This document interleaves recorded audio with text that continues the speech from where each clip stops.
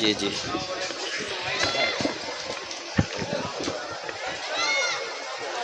سبحان اللہ سبحان اللہ.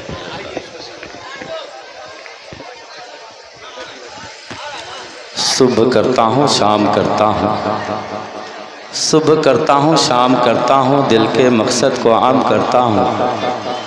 جن کے دل میں نبی کی الفت ہے ان کا میں احترام کرتا ہوں.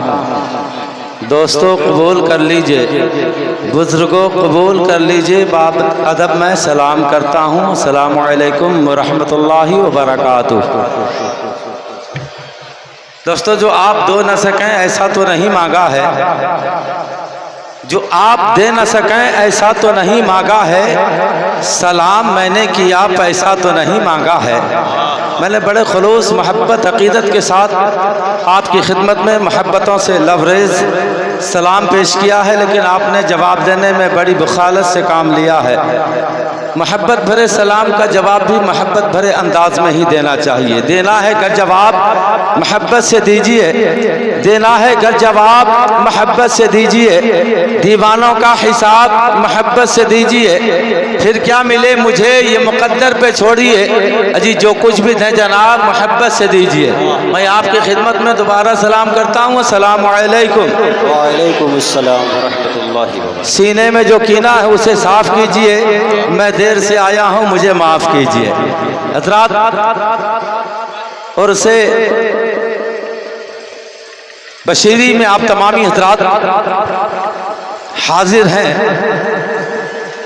الحمدللہ عقیدت مندوں کا ایک نورانی قافلہ ہے جو یہاں اترا ہوا ہے. جگہ کی کمی کے باعث لوگ کھڑے ہو کر اس مقدس بزم کی پاکیزہ کارروائی کو سماعت کرنے پہ مجبور ہیں اور محبتوں کے ساتھ سماعت کر رہے ہیں. ابھی آپ نے شاعر انقلاب باہر آ رہا ہے بزم سخنوری صاحب طرز کبھی خسرو اقلیم شاعری جناب محترم اختر ضیاء مظفر پوری سے بہت اچھا آپ نے سماعت کیا ہے اور اپنی اچھی اور خوبصورت سماعتوں کا آپ نے مشاہدہ بھی کیا ہے. آپ کی خوبصورت سماعتوں کو دیکھ کر میرے سطح ذہن پہ یہ چند مصرے ابھر کر آئے ہیں کہ نبی کے ذکر کی محفل سجانا اچھا لگتا ہے. نبی کے ذکر کی محفل سجانا اچھا لگتا ہے. مجھے رحمت کی بارش میں نہانا اچھا لگتا ہے. نبی کے ذکر کی محفل سجانا اچھا لگتا ہے. مجھے رحمت کی بارش میں نہانا اچھا لگتا ہے. اور نہ قوالی سے دلچسپی نہ گانا اچھا لگتا ہے. نہ قوالی سے دلچسپی نہ گانا اچھا لگتا ہے. ارے نبی کی نعت سننا اور سنانا اچھا لگتا ہے. نبی کی نعت سننا اور سنانا اچھا لگتا ہے. ایک شعر اور محبت کے ساتھ سماعت کر لیجئے کہ کوئی گنگو ہو جائے یا نہ جائے کیا غرض مجھ کو. کوئی گنگو ہو جائے یا نہ جائے کیا غرض مجھ کو. مجھے حافظ بشیر کا آستانہ اچھا لگتا ہے. مجھے حافظ بشیر کا آستانہ اچھا لگتا ہے. حضرات آپ دیکھ رہے ہیں ممبر شریف پر استاد العلماء راس الخطبہ مفکر اسلام حضرت علامہ الحاج محمد سلیم اختر صاحب قبلہ بلالی مدذل العالی والنورانی پورے عالمانہ قائدانہ آن بان شان صلاحیت و کیفیسٹی کے ساتھ جلوہ بار ہے. وہیں جماعت اہل سنت کے مائے ناز نامور شعر آفاق خطیب مفکر قوم و ملت حضرت علامہ ڈاکٹر مصور رضا صاحب قبلہ مصباحی بھی تشریف رکھتے ہیں. آپ تمامی حضرات ان کے ماتھے اپنے ماتھے کی آنکھوں سے اپنی جماعت کے نمائے ناز اور نامور شعر آفاق خطبہ شعراء حضرات کے چہرے کی زیارت سے مشرف ہو رہے ہیں. اللہ تبارک و تعالی آپ سب کی حاضری کو اپنی بارگاہ میں شرف قبولیت عطا فرمائے. ذرا محبت سے اپنے ہاتھوں کو فضا میں لہرا کے بول دیجئے آمین. محبت سے ہاتھوں کو لہرا کے بولیے آمین. حضرات انشاءاللہ آپ حضرات کی خوبصورت سماعت رہے گی تو یہ جلسہ انتہائی کامیابی کے ساتھ اپنے اختتام کی منزل کو پہنچے گا. حضرت علامہ سلیم اختر صاحب قبلہ بلالی جن کے دم قدم سے آج کے جلسے کو زندگی مل رہی ہے، ہمیں اور آپ کو ایمانی تازگی مل رہی ہے. حضرت کو دیکھ کر میرے سطح ذہن پہ یہ چار مصرے ابھر کے آ رہے ہیں کہ شاخ غربت پہ شاخ غربت پہ ایک عمدہ کنول رکھا ہے. ذرا بولیے گا ذرا محبت سے. شاخ غربت پہ ایک عمدہ کنول رکھا ہے. میں نے گنگنانے کے لیے ایک تازہ کنول رکھا ہے. گنگنانے کے لیے ایک تازہ غزل رکھا ہے. میں نے شاہوں کی محبت کا بھرم توڑ دیا. میں نے شاہوں کی محبت کا بھرم توڑ دیا. ارے آج کے جلسے پہ اپنے اسٹیج پہ ایک تاج محل رکھا ہے. اپنے اسٹیج پہ ایک تاج محل رکھا ہے. اور حضرات ابھی تاج محل اور گیان واپی مسجد پہ بہت زیادہ بوال مچا ہوا ہے. اور مسلمانوں کی مشہور عبادت گاہیں جو مساجد ہیں ان پر کچھ دشمنوں کی بری نظریں ہیں. اللہ ہمارے مساجد کو, ہماری عبادت گاہوں کو محفوظ فرمائے. کہہ دیجئے آمین. حالانکہ یہ جو ہندوستان کی مشہور عمارتیں ہیں یہ ہندوستان کا سرمایہ ہے. اسے ہندوستانی گورنمنٹ کو روزانہ لاکھوں روپے کا انکم ہوتا ہے, لیکن پھر بھی ان دشمنوں کو ان عمارتوں سے تکلیف ہے. اسی ضمن میں 4 مصرے میرے ذہن میں آ گئے ہیں کہ تم نے تو صرف بوئے ہیں نفرت کے بیج, بس تم نے تو صرف بوئے ہیں نفرت کے بیج بس. الفت وطن سے ہوتی تو کچھ کر گزرتے تم. بولیے گا اگر شعر سمجھتے ہیں, ماحول سے اگر آپ واقف ہیں تو آپ کی زبان خاموش نہیں رہنا چاہیے. تم نے تو صرف بوئے ہیں نفرت کے بیج بس. الفت وطن سے ہوتی تو کر گزرتے تم. ہوتا نہ اگر تاج محل لال قلعہ تو, ہوتا نہ اگر تاج محل لال قلعہ تو دنیا کو بس گائے اور گوبر دکھاتے تم. دنیا کو بس گائے اور گوبر دکھاتے تم. حضرات ابھی آپ کو خطیب دورہ, نادرِ خطابت, ناشر مسلک اعلیٰ حضرت علامہ ڈاکٹر مصوی رضا صاحب قبلہ مصباحی کا خطاب نایاب سماعت کرنا ہے. آپ حضرات بالکل اپنے ذہن کو حاضر کر کے پوری دل جمعی کے ساتھ اور حضرت کی تقریر پرتنویر سننے کی خواہش اور تمنا کے ساتھ آپ حضرات اپنی اپنی جگہ پر بیٹھیں. بس چند مصروں کے ساتھ میں حضرت کو زحمت خطابت دے رہا ہوں کہ دولت کی بات کر نہ ریاست کی بات کر. دولت کی بات کر نہ ریاست کی بات کر. اللہ کے ولی کی ولایت کی بات کر. اللہ کے ولی کی ولایت کی بات کر. اور جبریل جن کے در کی غلامی کریں صدا, جبریل جن کے در کی غلامی کریں صدا, اس کملی والے آقا کی رفعت کی بات کر. اس کملی والے آقا کی رفعت کی بات کر. آئیے حضرت کا استقبال کیجئے, حضرت کا ذہن بنا دیجئے. انشاءاللہ حضرت آپ کا موڈ فریش کر دیں گے. اٹھائیے ہاتھ, اٹھائیے ہاتھ, سارا مجمع کے ہاتھ اٹھنے چاہیے. اٹھائیے ہاتھ.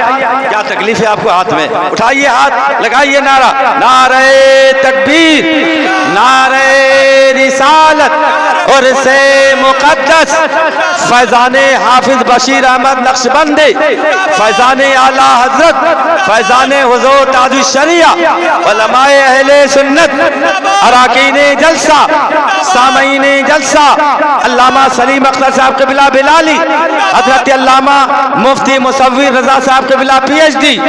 نعرہ تکبیر, نعرہ رسالت.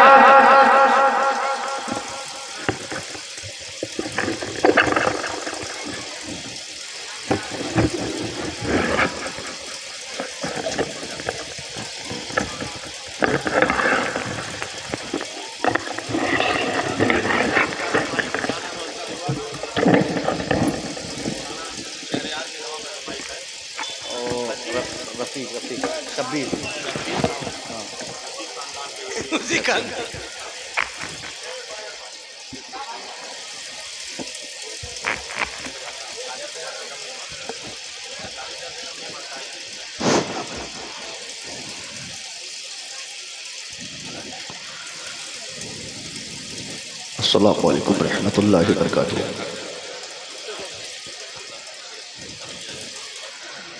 الحمدللہ الحمد لله الذي أنزل القرآن ونزل الفرقان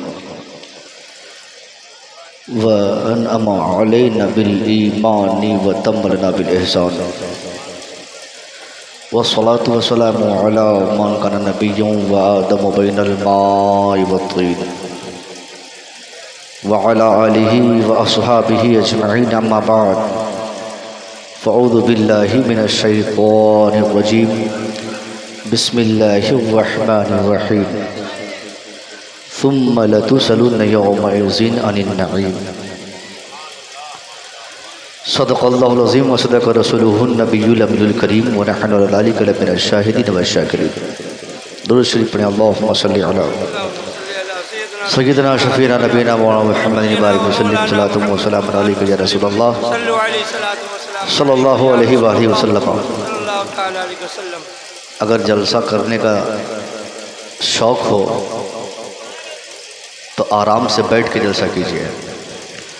علماء کرام کو بٹھا کر دوڑ بھاگ کرنا، آپس میں باتیں کرنا، یہ نبی کی محفل کی توہین ہے.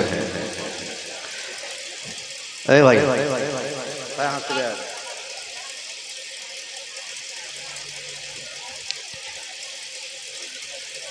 عرس سرکار بشیر احمد نقشبندی فریدی کے اس حسین تقریب میں صدر باوقار، بچوں کے آئیڈیل، نوجوانوں کے رہبر، بوڑھوں کے ہم عصر، اس متھنانچل اور بہار کے 10 بڑے عالموں میں اگر ایک عالم کو کھوجا جائے تو ایک نام آتا ہے استاذ العلماء حضرت علامہ سلیم اختر بلالی کا،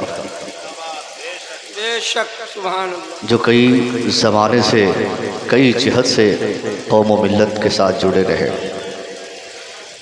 یہ اور بات ہے کہ اوروں کی طرح شہرت انہیں نہ مل سکی، مگر اس کا مطلب یہ بالکل نہیں کہ یہ شہرت کے قابل نہیں تھے. انہوں نے درسگاہ جوائن کیا، مدرسے میں طلبہ تیار کیا، طلبہ کو علماء بنایا، اور ان کے پڑھائے ہوئے بچے آج پورے ہندوستان میں گھوم گھوم کر دین و سنیت کا کام کر رہے ہیں. دوسری جانب سارن کمشنری کا شیر، کلاسیکل آواز کا وزیر اعظم محترم بھائی اختر ضیاء مظفر پوری بڑی طویل مسافت طے کر کے آپ کے گاؤں میں حاضر ہوئے اور اچھا پڑھا. نقیب صاحب بڑی تاخیر سے آئے لیکن آ گئے.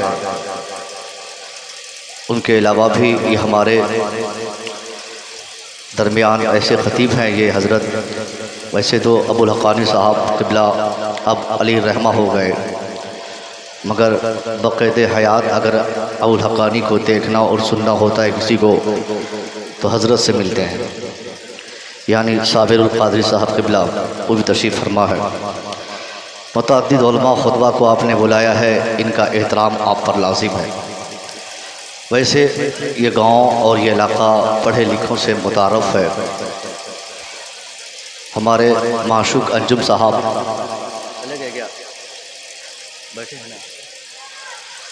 ڈاکٹر معصوم انجم صاحب وہ بھی تشریف فرما ہے اپنے دوستوں اور یاروں کے ساتھ. 2-4-10 منٹ کی گفتگو میری سماعت کریں. اگر میں کچھ بہتر کہہ پاؤں گا تو اور اس میں اضافہ ہوگا آپ کی مرضی سے، اور اگر نہیں کہہ پاؤں گا تو میں اپنی جگہ واپس چلا جاؤں گا. مگر شرط ہے اگر میری گفتگو آپ کے دل تک لگے گی، پہنچے گی، تو میں آپ کو جانے نہیں دوں گا. روزانہ جلسے ہوتے ہیں، تقاریریں ہوتی ہیں، نعتیہ کلام پڑھے اور سنے جاتے ہیں. اگر دلچسپی جلسوں میں نہ رہے تو 50,000 تقریریں سن لی جائیں، اس سے کوئی فائدہ نہیں ہے. اور دلچسپی کے کان سے آدھے گھنٹے کی تقریر بھی کسی خطیب کی سن لی جائے تو اس انسان کی زندگی اور آخرت دونوں بدل جاتی ہے. کسی بھی عرس کی تقریب میں اس طریقے کے اخراجات کی ضرورت اس لیے پیش آتی ہے کہ کہ ہمارا نوجوان طبقہ جن کو عالم و علماء سے مطلب نہیں، جن کو قرآن و سنت سے مطلب نہیں، جن کو مدارس و مساجد سے مطلب نہیں، جن کو خانقاہوں سے کوئی شغف نہیں، ایسے لوگ جلسے میں بآسانی چلے آتے ہیں، کیونکہ یہاں ان کے لیے انٹرٹینمنٹ کے بہت سارے اشیاء موجود رہتے ہیں، جیسے چائے، پان، سگریٹ، بیڑی اور گھومنے پھرنے کی جگہ، دوستوں اور یاروں سے ملنے کے مواقع۔ اس لیے وہ نوجوان یہاں اس بہانے سے آتے ہیں اور علماء کی تقریر سنتے ہیں۔ اب ایک خطیب کی ذمہ داری ہے کہ دوران گفتگو وہ کچھ ایسا کہے تاکہ وہ نوجوان جو نہ سننا چاہ کر بھی سننے پر مجبور ہو جائے، جن کو آج تک اس کا احساس تک نہ ہوا کہ اللہ نے ہمیں کیوں پیدا کیا، ہماری پیدائش کے پیچھے اللہ کا مقصد کیا تھا۔ دنیا کا ہر کام کرنے والا اپنے کام کے پیچھے کا ایک مقصد رکھ کر کام کرتا ہے۔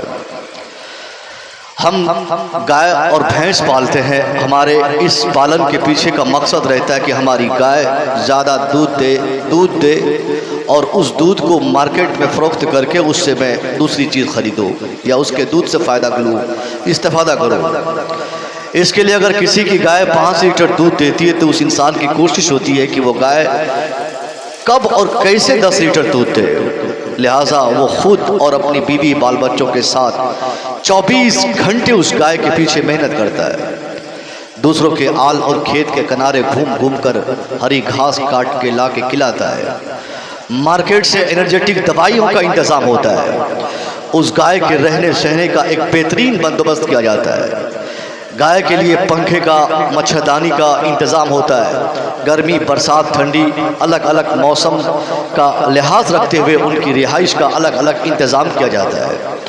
اگر وہ گائے 5 لیٹر دودھ دینے کے بجائے 2 ہی لیٹر دودھ دے یا دھیرے دھیرے دودھ دینا بند کر دے تو وہ آدمی اس گائے کو نہیں پالتا، اس کی خوراک میں کمی کرتا ہے، اس گائے کو جو انرجیٹک دوائی اور انجیکشن وہ کیا تھا وہ اب وہ انجیکشن دینا فضول سمجھے گا۔ میں پوچھنا چاہوں گا کہ ہم انسان جب ایک گائے اپنے کسی خاص ٹارگیٹ اور مقصد کے تحت پالتے ہیں، اگر اس گائے سے ہمارے مقصد کی تکمیل نہیں ہوتی تو ہم اس گائے کو مارکیٹ لے جا کے بیچ دیتے ہیں، اس کی خوراک میں کمی کرتے ہیں، اس کے پالن پوشن میں ہم کمی کرتے ہیں۔ تو جب ایک گائے ہمارے مقصد کی تکمیل نہ کرے تو ناشتہ کم ہوتا ہے، دوپہر کے کھانے میں اس کو ہم سوکھی گھاس دیتے ہیں، رات میں اس کے لیے کوئی مچھردانی کا انتظام نہیں ہوتا ہے، کیونکہ وہ اب ایک آرڈینری گائے ہے، ہمارے مقصد کی تکمیل اس سے نہیں ہو رہی ہے۔ تو ہم انسانوں کو سمجھنا چاہیے کہ ہم کو بھی تو کوئی ناشتہ دیتا ہے، ہم کو بھی تو کوئی دوپہر کا کھانا دیتا ہے، ہمارے لیے بھی تو کوئی رات کے بھوجن کا کسی نے انتظام کر رکھا ہے۔ تو جو اللہ ہمیں ناشتہ کھلاتا ہے، دوپہر کا کھانا دیتا ہے، رات کے بھوجن کا انتظام کرتا ہے، اس اللہ کا کیا مقصد ہے؟ کیوں اس رب نے مجھے پیدا کیا؟ کیوں ہماری پروٹیکشن فرماتا ہے؟ تو ہم کو غور کرنا چاہیے کہ ہم نے ایک گائے کو دیکھا کہ ہمارے مقصد کی تکمیل نہیں ہوتی ہے، اسے مارکیٹ لے جا کے بیچتے ہیں، اور ہم 50 بار اللہ کے مقصد کو اپنے گھروں سے نکالتے ہیں، مقصد تخلیق کو اپنے گھروں سے نکالتے ہیں۔ اللہ کس مقصد کے تحت ہمیں پیدا کیا؟ اللہ کا قرآن کہتا ہے کہ ہماری تخلیق صرف اس لیے ہوئی ہے کہ ہماری پیشانی اللہ کی بارگاہ میں جھکے، ہم اللہ کو اپنا رب سمجھے، ہم اپنا خالق سمجھ کر اپنی زندگی گزارے، ہم نماز پڑھتے رہے، اللہ کے فرمان پہ عمل کرتے رہے، مگر صبح اذان ہوتی ہے کہ ہم اس اذان صبح کو سن کر مسجد جاتے ہیں کیا؟ ہم نماز فجر پڑھتے نہیں، پھر بھی اللہ ناشتہ ہمارا نہیں چھینتا ہے، ہم دوپہر کی نماز پڑھتے رہی، پھر بھی دوپہر کا کھانا اللہ ہمیں دیتا ہے، ہم رات کا کھانا خوب جم کے کھاتے ہیں، پھر بھی رات کی نماز ہم پڑھتے رہی۔ ہم کو غور کرنا چاہیے اس رب کے احسانات پر، اس رب کا کتنا بڑا احسان ہم پر ہے کہ ہم انسان اگر کوئی کام اپنے کسی مقصد اور کسی ٹارگیٹ کو لے کر کریں، ہم اپنے مقصد کی تکمیل ہوتے نہ دیکھتے ہیں تو اس کام کو وہیں اسٹاپ کر کے دوسرے کام میں لگتے ہیں، مگر اللہ دیکھتا ہے کہ ایک بندہ فجر کی اذان ہوئی نماز نہیں پڑھا، اللہ معاف کرتا ہے، ظہر کی اذان ہوئی نہیں پڑھا، اللہ معاف کرتا ہے، عصر کی اذان ہوئی وقت تک چلا گیا، بندے نے نماز عصر نہیں پڑھی، اللہ معاف کرتا ہے۔ یعنی ہم 1000 بار اللہ کے فرمان کو اپنے گھروں سے نکالتے ہیں، پھر بھی اللہ نہ سورج सूरज को हुक्म देता है कि तू इस गांव में अपनी रोशनी मत देना। न अल्लाह हमारे नाश्ते को छीनता है, न अल्लाह दोपहर के खाने को छीनता है। नतीजा ये देखने को मिलता है जो आदमी कई साल से नमाज नहीं पढ़ रहा है, उनके घर में ज्यादा पैसे, उनके बदन में कीमती कपड़े, उनके पास महंगी गाड़ी, उनका मकान ज्यादा लंबा। एक आदमी नशे में ये भी सोच सकता है कि यार जो आदमी नमाज पढ़ने वाला है, जो 5 वक्त मस्जिद जाता है, वो दकियानूसी लगता है, वो आदमी लकीर का फकीर लगता है। उस आदमी के अंदर जिद्दत कहाँ है उनके घर और परिवार में? उस आदमी का माहौल कितना खराब लगता है। हमने कभी नमाज पढ़ी नहीं, मगर मौला साहब कहते हैं कि नमाज पढ़ोगे तो बरकत होगी, फजर पढ़ोगे चेहरे में रोशनी आएगी, जोहर पढ़ोगे कमाई में बरकत होगी, असर पढ़ोगे कुव्वत बढ़ेगी, इशा पढ़ोगे सुकून की नींद आएगी। यानी मौलाना साहब दौरान खिताब फालतू की बकवास करते हैं। हम न फजर पढ़ते हैं, न जोहर पढ़ते हैं, न असर पढ़ते हैं, न मगरिब पढ़ते हैं, फिर भी चेहरे में बशाशत नमाज पढ़ने वाले से ज्यादा मेरी है। दौलत एक नमाजी से ज्यादा मेरे घर में, माल एक नमाजी से ज्यादा मेरे पास, ताकत एक नमाजी से ज्यादा मेरे पास, गाड़ी महंगी नमाजी से ज्यादा मेरे पास। मुमकिन है एक बेनमाजी गुनाहगार अल्लाह की बारगाह का भागा इंसान, एक गद्दारे कानून इलाही ये सोच सकता है कि मैं नमाज पढ़ता नहीं फिर भी फॉर्चूनेट गाड़ी मेरे दरवाजे पे, मैं नमाज पढ़ता नहीं मैं भी खूबसूरत, बीवी खूबसूरत, बेटा खूबसूरत, बेटी खूबसूरत, सबके चेहरे हरे भरे हैं। आखिर नमाज पढ़ने न पढ़ने के अगर नुकसानात होते तो मेरा मकान इतना बड़ा नहीं होता, मेरे दरवाजे पर ये गाड़ी नहीं आती, मेरे घरों में इस तरह बरकतें नहीं होती। ऐसे इंसानों को सोचना चाहिए ये कुछ दिनों का टाइम है, अल्लाह उसको छोड़ देता है। अगर एक दिन नमाज छोड़ा अल्लाह छूट देता है, 2 दिन छोड़ा छूट देता है, 2-4 साल छोड़ दिया छूट देता है। मगर अल्लाह के कानून की रस्सी कभी खींची जाएगी। अल्लाह जब अपने कानून की रस्सी खींचेगा फिर उस इंसान को उसकी औकात समझ में आएगी, फिर वो आदमी को पता चलेगा उसने जो अल्लाह के कानून की मुखालफत की है उसी के पादाश और नतीजे में अल्लाह ने उनको बतौर सजा ऐसी हालत उनकी की है कि आज वो आदमी जिस मकान में रहता है 1 सेकेंड के लिए उसे सुकून नहीं मिलता। 50,000 रुपया एक दिन की कमाई उसकी है, कई लाख रुपए उनके बैंक में पड़े हैं, मगर उस आदमी से पूछा जाए भाई साहब सुकून की नींद आती है, वो आदमी बेचैन रहता है। वो अपने पैसे की गड्डी पर सो जाए फिर भी उसको इंतजार रहता है कब सुबह हो, कब मैं अपने कारोबार में लग जाऊं, कब कहां से पैसे आ जाए। यानी करोड़ों उनके माल उनके घरों में मौजूद रहते हैं, उसके बावजूद उस आदमी को 1 सेकंड के लिए सुकून नहीं होता। इसलिए सुकून नहीं होता कि वो आदमी का दिल अल्लाह की बारगाह से जुड़ा नहीं है, उसका दिल मस्जिद से जुड़ा नहीं है, कानून इलाही का बागी इंसान है। जो भी इंसान अल्लाह के कानून का गद्दार होगा, पैसा उनके पास होगा, सुकून नहीं मिलेगी, उनको चैन नहीं मिलेगा, इत्मीनान और सैटिस्फैक्शन की जिंदगी वो इंसान कतई नहीं गुजार सकता है। एक ही रास्ता है इत्मीनान कल्बी के लिए, वो रास्ता ये है कि इंसान चाहे झोपड़पट्टी में रहे या महल में रहे, अल्लाह के कानून पे जो अमल करेगा वो जब तक जिंदा रहेगा दुनिया में भी बादशाहत का एहसास उसके दिल में होगा, मरने के बाद कयामत में भी यही एहसास। सुभान अल्लाह, नारे तकबीर, नारे तकबीर, नारे रिसालत, उलमाए अहले सुन्नत, फैज़ान ताजुश्शरिया, फैज़ान मुफ्ती आज़म हिंद, नारे तकबीर, नारे रिसालत। ये भाई साहब को यहाँ से भेज दीजिए ना, इनको भेज दीजिए यहाँ से। कहाँ आए हुए हैं, कौन बुलाया आपको? जाइए मुंह धो के जाइए। अजीब बात, सामने बैठ के सो रहे हैं आप। दुरूद शरीफ पढ़िए, अल्लाहुम्मा सल्ली अला सय्यिदना। अल्लाह ने जो ताकत इंसानों को दी है, कल मैदान क़यामत में अल्लाह उन ताकतों का हिसाब मांगेगा। अल्लाह हर आदमी को किसी न किसी निहत से एक ऐसा कफील बनाता है कि वो आदमी दूसरों से मुमताज़ और मुमय्यज़ रहता है। एक इंसान को झोपड़पट्टी मिल जाए फिर भी उसके ऊपर अल्लाह का बेशुमार एहसान है। एक आदमी करोड़ों में घूमे उस पर भी एहसान, एक आदमी फकीर हो उस पर भी अल्लाह का एहसान। اللہ کا قرآن کہتا ہے ثم لتسألن یومئذ عن النعیم، پھر تم سے کل میدان قیامت میں اللہ ایک ایک نعمت کے بارے میں سوال کرے گا. یعنی جس کو جتنا پیسہ، جتنی طاقت، جتنا مال، جتنی دولت، جتنی عقل اللہ نے دی ہے، ان تمام نعمتوں کا حساب کل میدان قیامت میں اللہ اپنے بندوں میں سے ہر ایک بندے سے اپنے سامنے بلا کر لے گا. اب بتائیں کہ آج اپنی دولت پہ اترانے والا، اپنے آپ کو سب سے بڑا ہٹلر سمجھنے والا، اپنے پیسے کو دیکھ کر اترانے والا، وہ یہ سوچ لے کہ کل میدان قیامت میں اللہ کے سامنے اس کی حاضری ہوگی. یہ ضروری نہیں کہ آپ کے پاس مکان ہو تبھی اللہ کا احسان ہے. اللہ کی نعمت ہر انسان پہ عام ہے. جو بھی زندہ ہے اس پر بھی اللہ کا احسان، جو آدمی جھوپڑ پٹی میں رہتا ہے اس پر بھی اللہ کا احسان. یہ آپ اپنے دل سے نکال دیں کہ اللہ کا کوئی احسان آپ پہ نہیں. ورنہ ہو سکتا ہے کہ آپ سے کہا جائے کہ بھائی کیسے ہے آپ بولیں گے کیا کروں، زندگی میری ختم ہو گئی، تباہ ہو رہا ہوں، برباد ہو رہا ہوں، میرے پاس پیسے کہاں ہیں، میں ایسے گھوم رہا ہوں. ساری نعمتیں، سارے احسانات اللہ کے تو پڑوس میں چلے گئے. پڑوسی کا مکان بڑھ رہا ہے، ان کے پاس گاڑی آ رہی ہے، ان کو نوکری مل رہی ہے، ان کے بچے کامیاب ہو رہے ہیں. میرے پاس کیا ہے؟ میرے پاس نہ نوکری ہے، نہ مکان ہے، نہ کھیت ہے، نہ جائیداد ہے، نہ پراپرٹی ہے، نہ بزنس ہے، نہ مکان ہے، کچھ نہیں ہے. اس کے باوجود اس انسان کو سوچنا چاہیے کہ اگر وہ زندہ ہے، اللہ اگر سانسیں لینے کی طاقت دیا ہے تو یہ بھی اللہ کا احسان ہے. اللہ چاہے تو سانس لینے کی طاقت انسان سے چھین لے تو انسان کو موت آئے گی.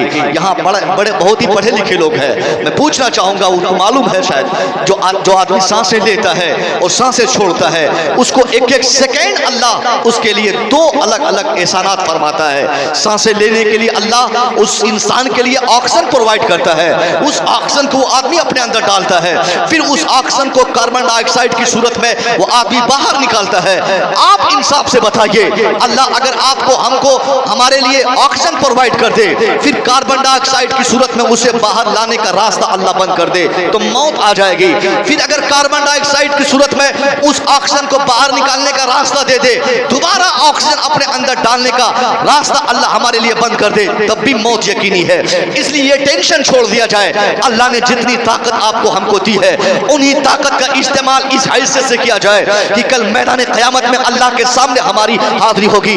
اللہ جتنی دولت، جتنا مال، جتنا پیسہ، جتنا علم ہم کو دیا ہے، اس اعتبار سے کل میدان قیامت میں اللہ ایک ایک کر کے اپنے بندوں میں سے ہر ایک بندے کو بلا کر پوچھے گا، بندہ میں نے تجھے 80 سال کی عمر دی تھی، تو نے میری دی ہوئی عمر کا کہاں استعمال کیا؟ میں نے تیرے محلے میں کسی کو فقیر بنایا مگر تجھے کروڑوں کی دولت دی تھی، تو نے میری دی ہوئی کروڑوں کی دولتوں کو کہاں استعمال کیا؟ کسی کو ایک بھی لڑکا نہیں دیا مگر تجھے 5 لڑکوں کی طاقت دی تھی، تو نے میری دی ہوئی اس طاقت کا استعمال کہاں کیا؟ اگر اللہ پوچھ لے تو ہم کو غور کرنا چاہیے کہ کل میدان قیامت میں ہم کس طرح ذلیل کیے جائیں گے، کیونکہ 1000 نعمتیں اللہ کی ہمارے پاس ہے مگر اس کا احساس ہمارے پاس نہیں. ہم تو مال کو، دولت کو، مکان کو، چاہت کو اور کیا کہ بولتے ہیں نوکری کو اور شہرت کو ہم اللہ کی نعمت سمجھتے ہیں. ہم اپنی زندگی کو، اپنے ہاتھ کی طاقت کو، اپنے سر کو، آنکھوں کو، ناخن کو، بال کو اللہ کی نعمت اور اللہ کا احسان سمجھتے ہی نہیں. اگر ہمارا بازو سلامت ہے تو یہ بھی اللہ کی نعمت اور اللہ کا احسان ہے. اللہ اس انسان کو کیسے زندہ رکھا ہے جس کو پاؤں بھی نہیں، کسی کو ہاتھ نہیں، کسی کو آنکھیں نہیں، مگر یہ تو اللہ کا 1000 احسان ہے کہ ہماری دونوں آنکھیں سلامت ہے. 40 سال کے بعد آدمی اکثر نیپال جاتا ہے آپریشن کے لیے.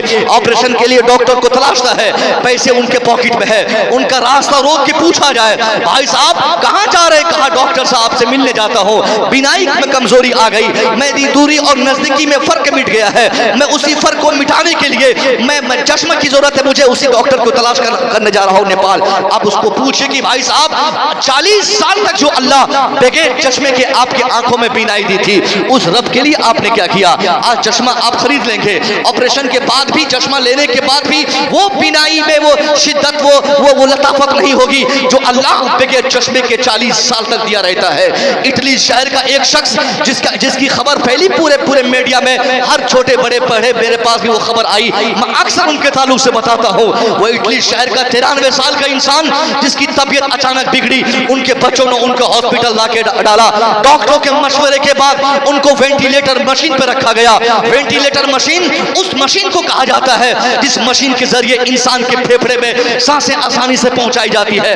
اس مشین پہ آخری سٹیج स्टेज पर एक पेशेंट को लिटा कर उसके बचने और बचाने की उम्मीद को डॉक्टर बढ़ाते हैं। यानी डॉक्टरों का मानना है, मेडिकल साइंस का मानना है, जिस इंसान को सांस लेने में परेशानी हो उस इंसान को वेंटिलेटर मशीन पे लिटा दिया जाए और आर्टिफिशियल ऑक्सीजन को उनके फेफड़े में डालकर उस इंसान की इस परेशानी को दूर की जाए। इसीलिए उस मशीन की तकलीफ हुई और यही काम वो मशीन बहुत आसानी से कर देती है। उस बुजुर्ग को भी उसी मशीन पे लिटाने का मशवरा डॉक्टर ने दिया, उनके बच्चों ने साइन किया। बूढ़ा लेटा हुआ है, एक दिन गुजर गया, दूसरे दिन भी गुजर गए, तीसरा दिन गुजरा, चौथा दिन गुजरा, पांचवां दिन खत्म हो गया।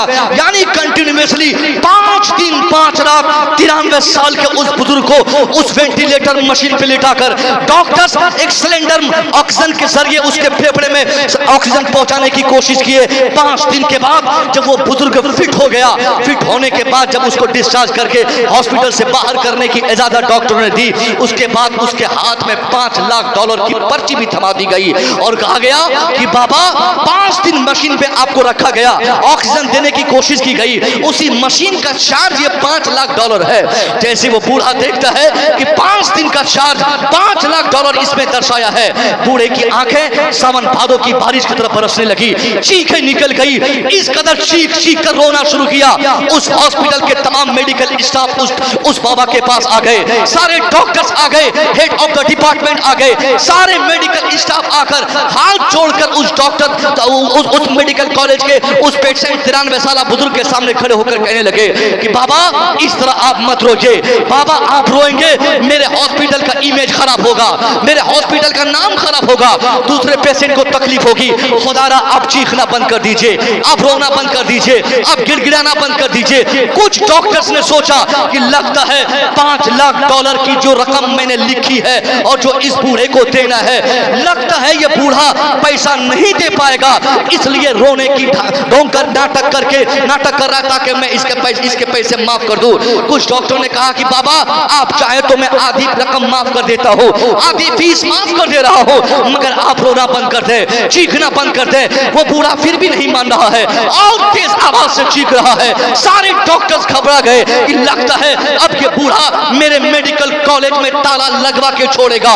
हेड ऑफ द डिपार्टमेंट सामने आया, उसने कहा बाबा आपकी मर्जी में जाना चाहता हूं, आप चाहें तो पूरी फीस में माफ कर दूं, मगर आप इस कदर चीख चीख के मत रोइए, आप रोएंगे मेरे हॉस्पिटल के सारे पेशेंट यहां से भाग जाएंगे, दूसरे नए पेशेंट की आमद रुक जाएगी, मेरे हॉस्पिटल का नाम और इमेज खराब होगा, कोई इलाज कराने की जहमत यहां पर नहीं करेगा क्योंकि लोग बोलेंगे कि वहां पे पेशेंट को तकलीफ होती है। बाबा आप चाहें तो मैं पूरी फीस माफ कर दूं।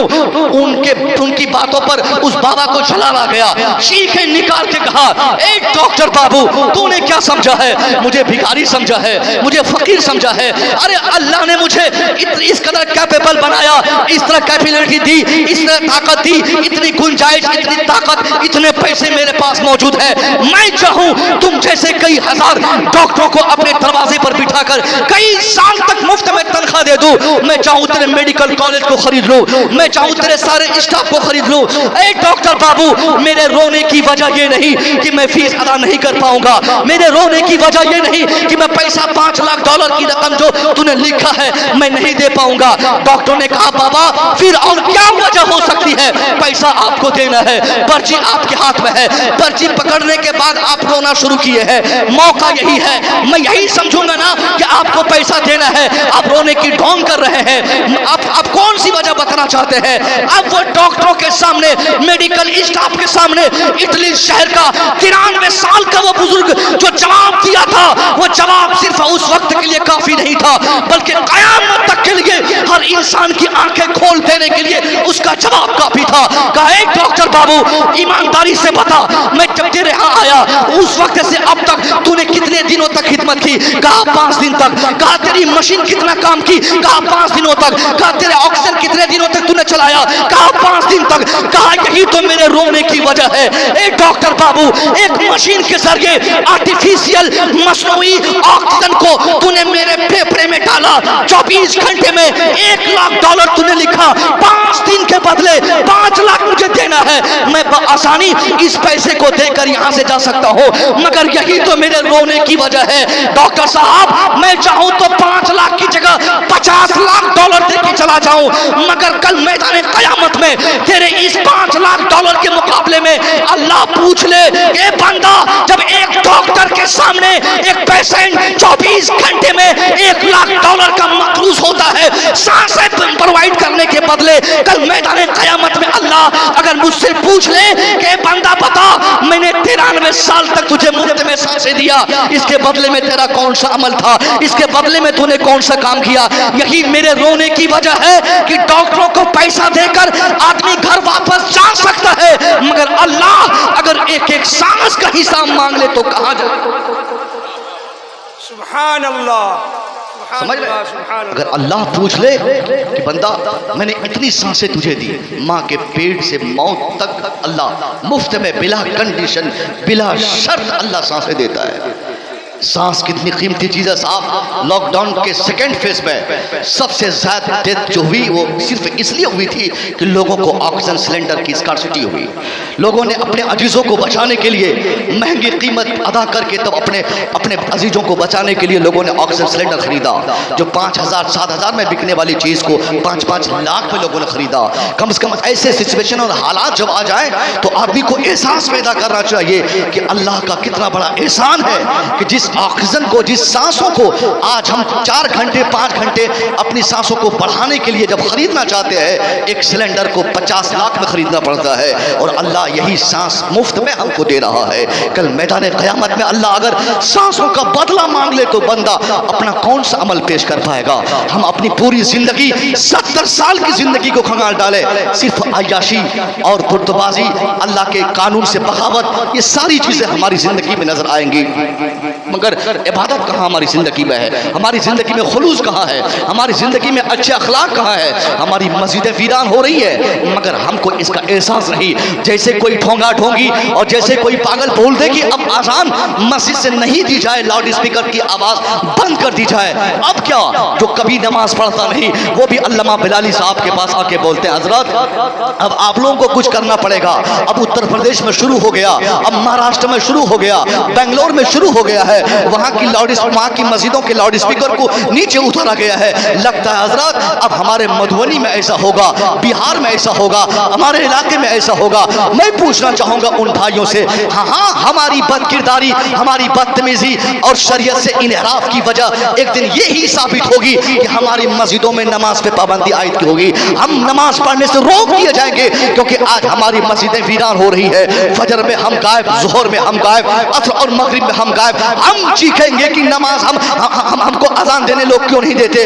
क्यों हम अजान की पाबंदी क्यों नहीं करते? अजान सुनकर हम मस्जिद जाने की पाबंदी क्यों नहीं करते? अजान के बाद अजान का एहतराम करना हमारे ऊपर लाजिम है। मोदी जी पर नमाज फर्ज नहीं है, योगी महाराज पर नमाज फर्ज नहीं है, लालू और नीतीश कुमार पे नमाज फर्ज नहीं है, लालू के दोनों टट्टू पे नमाज फर्ज नहीं है।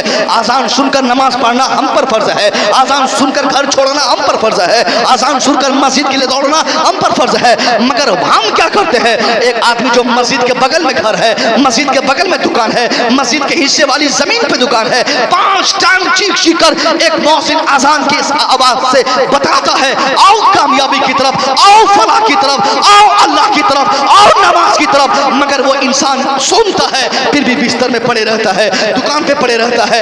ऐसी बदकिरदारी अगर रहेगी, इस तरह की बेरारवी अगर कायम रहेगी, जाहिर सी बात है अजान बंद हो करने की बातें लोग करेंगे। जाहिर है आज के इन नेताओं को समझ में बात आएगी कि आजान के बाद मुसलमान घर में जब पड़े रहते हैं तो क्या फायदा आजान दिलवाकर, क्या फायदा आजान दिलवाकर, क्या फायदा शहरों में हर वक्त अल्लाह अकबर की सदाएं लगवाकर? क्योंकि हम अगर नमाज पढ़ने जाएंगे नहीं तो आजान उनके नजदीक एक बेकार की चीज समझ में आएगी।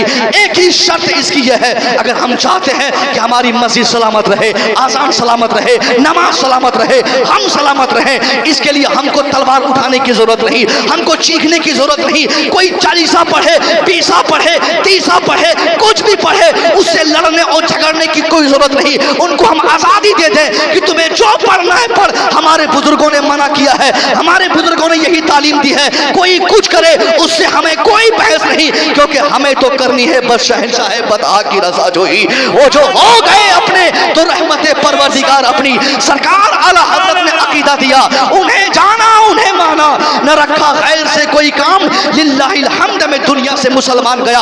आज एक पागल महाराष्ट्र का पागल बोलता है आजान नहीं, आजान अगर होगी तेरी मस्जिद में, मैं मस्जिद के दरवाजे के आगे हारमोनिया बजाऊंगा, मैं अपने लोगों को ले जाकर वहां पे चालीसा पढ़ूंगा। मैं उनको पैगाम देना चाहता हूँ इस उर्स बशरी के माध्यम से, हाँ तू पढ़ ले, मगर मैं जानता हूँ तू 2-4 दिन 5 दिन पढ़ेगा, तेरे भाड़े के टट्टू जिनको तूने गाड़ी पर भाड़े पे बुलाया है वो थक जाएंगे, पैसा देना किराया मिलना उनको बंद होगा, वो तेरा साथ छोड़ देंगे, तेरी बैटरी की आवाज दम हो जाएगी, तेरी बैटरी डिस्चार्ज हो जाएगी, तेरे माइक की आवाज बंद हो जाएगी, क्योंकि मैं जानता हूँ तेरे चालीसा पढ़ने में खुलूस नहीं है, इंसान दुश्मनी शामिल है, इंसान दुश्मनी है। हमारी आजान में किसी की दुश्मनी नहीं है, हम आजान इसलिए देते हैं ताकि अल्लाह की वहदानियत का ऐलान हो जाए, हम आजान इसलिए देते हैं ताकि मुस्तफा की रिसालत का इकरार और ऐलान हो जाए, आजान इसलिए देते हैं ताकि लोगों को अल्लाह के घर की तरफ बुलाया जाए। तुम अपना काम करो, हम अपना काम करते हैं, तुम्हारे अंदर खुलूस नहीं, हमारे अंदर रज़ा इलाही शामिल है, और जो काम अल्लाह की रज़ा के लिए किया जाता है उसमें स्टेबिलिटी होती है, उसमें दबाव होता है, उसमें इस्तेकाम होता है, उसमें हमेशगी होती है। मैं जानता हूं तुम थक जाओगे, मगर इस हिंदुस्तान का अगर एक भी मुसलमान जिंदा रहा, वो जब तक जिंदा रहेगा अल्लाहू अकबर का नारा लगाता इसे कोई नहीं रोक सकता है। अगर इसे रोकेगा तो सिर्फ हमारी बदकिरदारी इसे रोकेगी। हमारे बच्चों ने हम अपनी मस्जिद को त्याग दिए। अभी नमाज इशा में पता नहीं यहाँ पे कितने लोग रहे होंगे, मगर मुझे नहीं मालूम कितने लोग रहे होंगे। इतना तो जरूर जानता हूँ और पहचानता हूँ मुसलमानों को, उससे बहुत कम लोग होंगे जितने लोग नमाज जुमा में थे, जितने लोग नमाज ईदैन में थे। आखिर मैं पूछता हूँ, मास्टर साहब बैठे हुए हैं, बहुत सारे मास्टर और पढ़े लिखे लोग हैं, आप सब लोगों ने चंदा देकर इस मस्जिद को आलीशान बनाया, ऊंची इमारत की, कई सफ़े लगाई, किस लिए? ताकि भीड़ भाड़ हो जाए तो मस्जिद में नमाजियों की तादाद जब बढ़ जाए तो दिक्कत न हो। ईद की नमाज अगर आप यहाँ पढ़ते होंगे तो बहुत सारे लोगों को बाहर बैठना पड़ता होगा, यानी सारे लोग नमाज पढ़ने ईदैन के आते हैं। मैं पूछता हूँ, जिनके ऊपर ईद की नमाज जरूरी है, क्या उनके ऊपर फजर की नमाज जरूरी नहीं है? क्या उन पे जोहर और असर की नमाज जरूरी नहीं है? क्या उन पे इशा और मगरिब की नमाज जरूरी नहीं है? नमाज ईदैन और जुमा की नमाज की फिक्र हमको रहती है, मगर फजर में, जोहर में, असर में, मगरिब में, इशा में चीख कर मोहसिन हमको बुलाता है मस्जिद के लिए, हम वहाँ अपना बिस्तर छोड़ते रही और हम चिल्लाते हैं कि मौलाना साहब लगता है हमारी अजान बंद होगी। अब अगर हमको अजान बचानी है तो हमको कसम खा के घरों से बाहर आना पड़ेगा, अमली मैदान में उतरना पड़ेगा, अपने साथ अपने बच्चों को लेना होगा, नमाजों की तादाद बढ़ानी होगी। इतनी तादाद नमाजों की बढ़ा दे, इतनी तादाद नमाजों की बढ़ा दे जितनी तादाद लेकर हम नमाज ईदैन में अपनी मस्जिद गए थे, जितनी तादाद में जुमा की नमाज में हम मस्जिद जाते हैं, इतनी तादाद में जिस दिन मुसलमान फजर में मस्जिद में पहुंच जाए, जोहर के लिए मस्जिद पहुंच जाए, असर और मगरिब के लिए मस्जिद पहुंच जाए, इशा में मस्जिद पहुंच जाए, 2-4-5 साल के अंदर मुसलमान जब ये प्रैक्टिस करता रहेगा, 2-4-5 साल के अंदर जो लोग आज हमारी दुश्मनी के लिए आगे बढ़े हैं, दुश्मनी करते हैं, ये माने न माने, इनकी नस्लों को मानना पड़ेगा। दुनिया की सलामती के लिए इस्लाम का बचाना जरूरी है।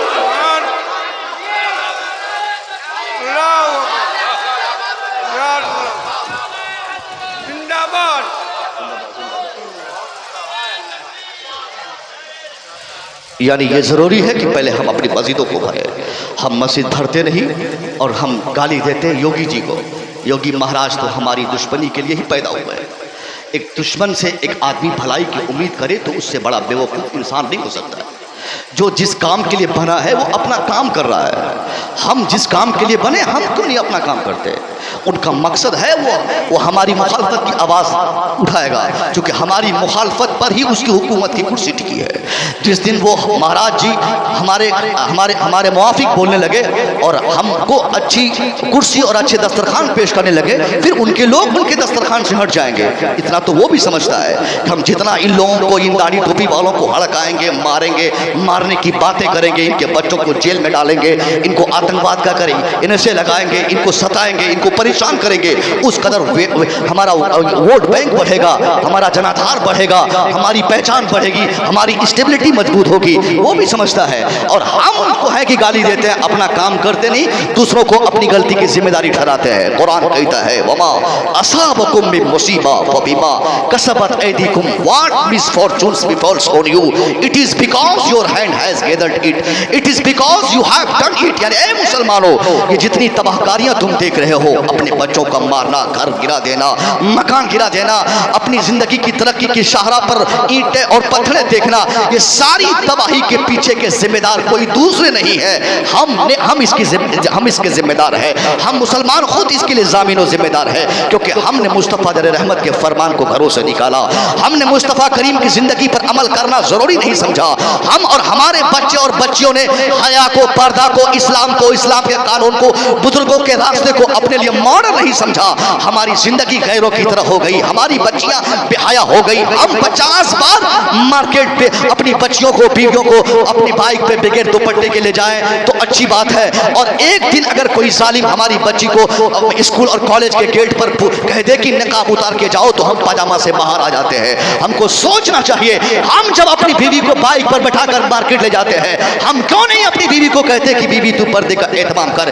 آج تو زمانہ یہ ہو گیا، حالات اتنے بدل گئے کہ مسلمانوں کا شوق بڑھتا جا رہا ہے، مسلمانوں کی سوچ یہ ہو گئی کہ جن کے پیسے بڑھ رہے ہیں ان کے لیے نقاب اور پردہ ضروری نہیں، جن کے پاس پیسے آ رہے ہیں، جن کی کمائی زیادہ بڑھ رہی ہے، جن کے 4-5 بیٹے سعودیہ میں ہو، جن کو جو ماسٹر ہو، جو انجینئر ہو، جو ڈاکٹر ہو، جو پروفیسر ہو، جن کی تنخواہ زیادہ ہو، کمائی زیادہ ہو، پراپرٹی زیادہ ہو، ثروت زیادہ ہو، اثاثہ زیادہ ہو، اس انسان کے لیے حیا ضروری نہیں۔ اب وہ اپنی بیوی کو، بیٹی کو، بہن کو، ماں کو، سماج کی عورتوں کو، بچوں کو، بچیوں کو شارٹ کپڑا پہنانے میں ہی اپنی قابلیت سمجھتا ہے۔ ایک آدمی جس کے پاس پیسے ہوتے ہیں وہ خود کو بے حیا ہوتا ہے، اپنی بیٹی کو بھی بے حیائی کے دلدل میں پھنسا دیتا ہے۔ اس آدمی کا یقین اس پر جمع رہتا ہے کہ اگر میری بیٹی، میری بیوی نقاب پہن کے مارکیٹ جائے گی تو لوگ بولیں گے کہ دیکھو پرانے خیال کا آدمی آ گیا، آدمی چاند پہ پہنچ گیا اور یہ ابھی تک نقاب میں لٹکا ہوا ہے۔ یعنی ایک سوچ بن گئی ہے کہ جو غریب ہوگا وہی نقاب پہنے، جو فقیر ہو وہی نقاب پہنے، جو محتاج ہو وہی پردے کا اہتمام کرے، جو مفلس ہو وہی پردے کا اہتمام کرے۔ میں تو ماسٹر صاحب ہوں، میں تو پروفیسر صاحب ہوں، میں تو امیر آدمی ہوں، میں تو انجینئر صاحب ہوں، میں تو ٹھیکیدار صاحب ہوں، میں اگر اپنی بیوی اور بیٹی کو نقاب پہنا کے لے جاؤں گا تو لوگوں کو ایسا فیل نہیں ہوگا کہ میں امیر آدمی ہوں، لوگوں کو اس کے احساس دلانے کے لیے کہ میں امیر ہوں، اس لیے میرے لیے ضروری ہے کہ میری بیوی بغیر دوپٹے کا مارکیٹ جائے، میری بچی بغیر دوپٹے کے میلہ جائے۔ اب وہ مسلمان جن کی بیوی، جن کی بیٹی، جن کے گھر کی عورتیں 50 بار مارکیٹ اور شادی کے موقع پہ ادھر ادھر گھومنا، ناٹک کرنا، ناچنا، گانا، ڈانس کرنا، وہ بغیر پردے کے اور بالکل بے حیا ہو کر جن کی بیویاں اتر گئی ہوں، وہ مسلمان اگر اس کی امید کرے گا کہ میری بیٹی کو اسکول جانے دیا جائے نقاب پہن کے، میری بیٹی کالج جائے گی حجاب پہن کے، تو ایسی امید وہ کر سکتا ہے، وہ کبھی کامیاب نہیں ہوگا، کیونکہ اس نے ایسی نیم رکھی ہے، اس نے اپنے 24 گھنٹے اپنے گھر کے بچوں اور بچیوں کو رہنے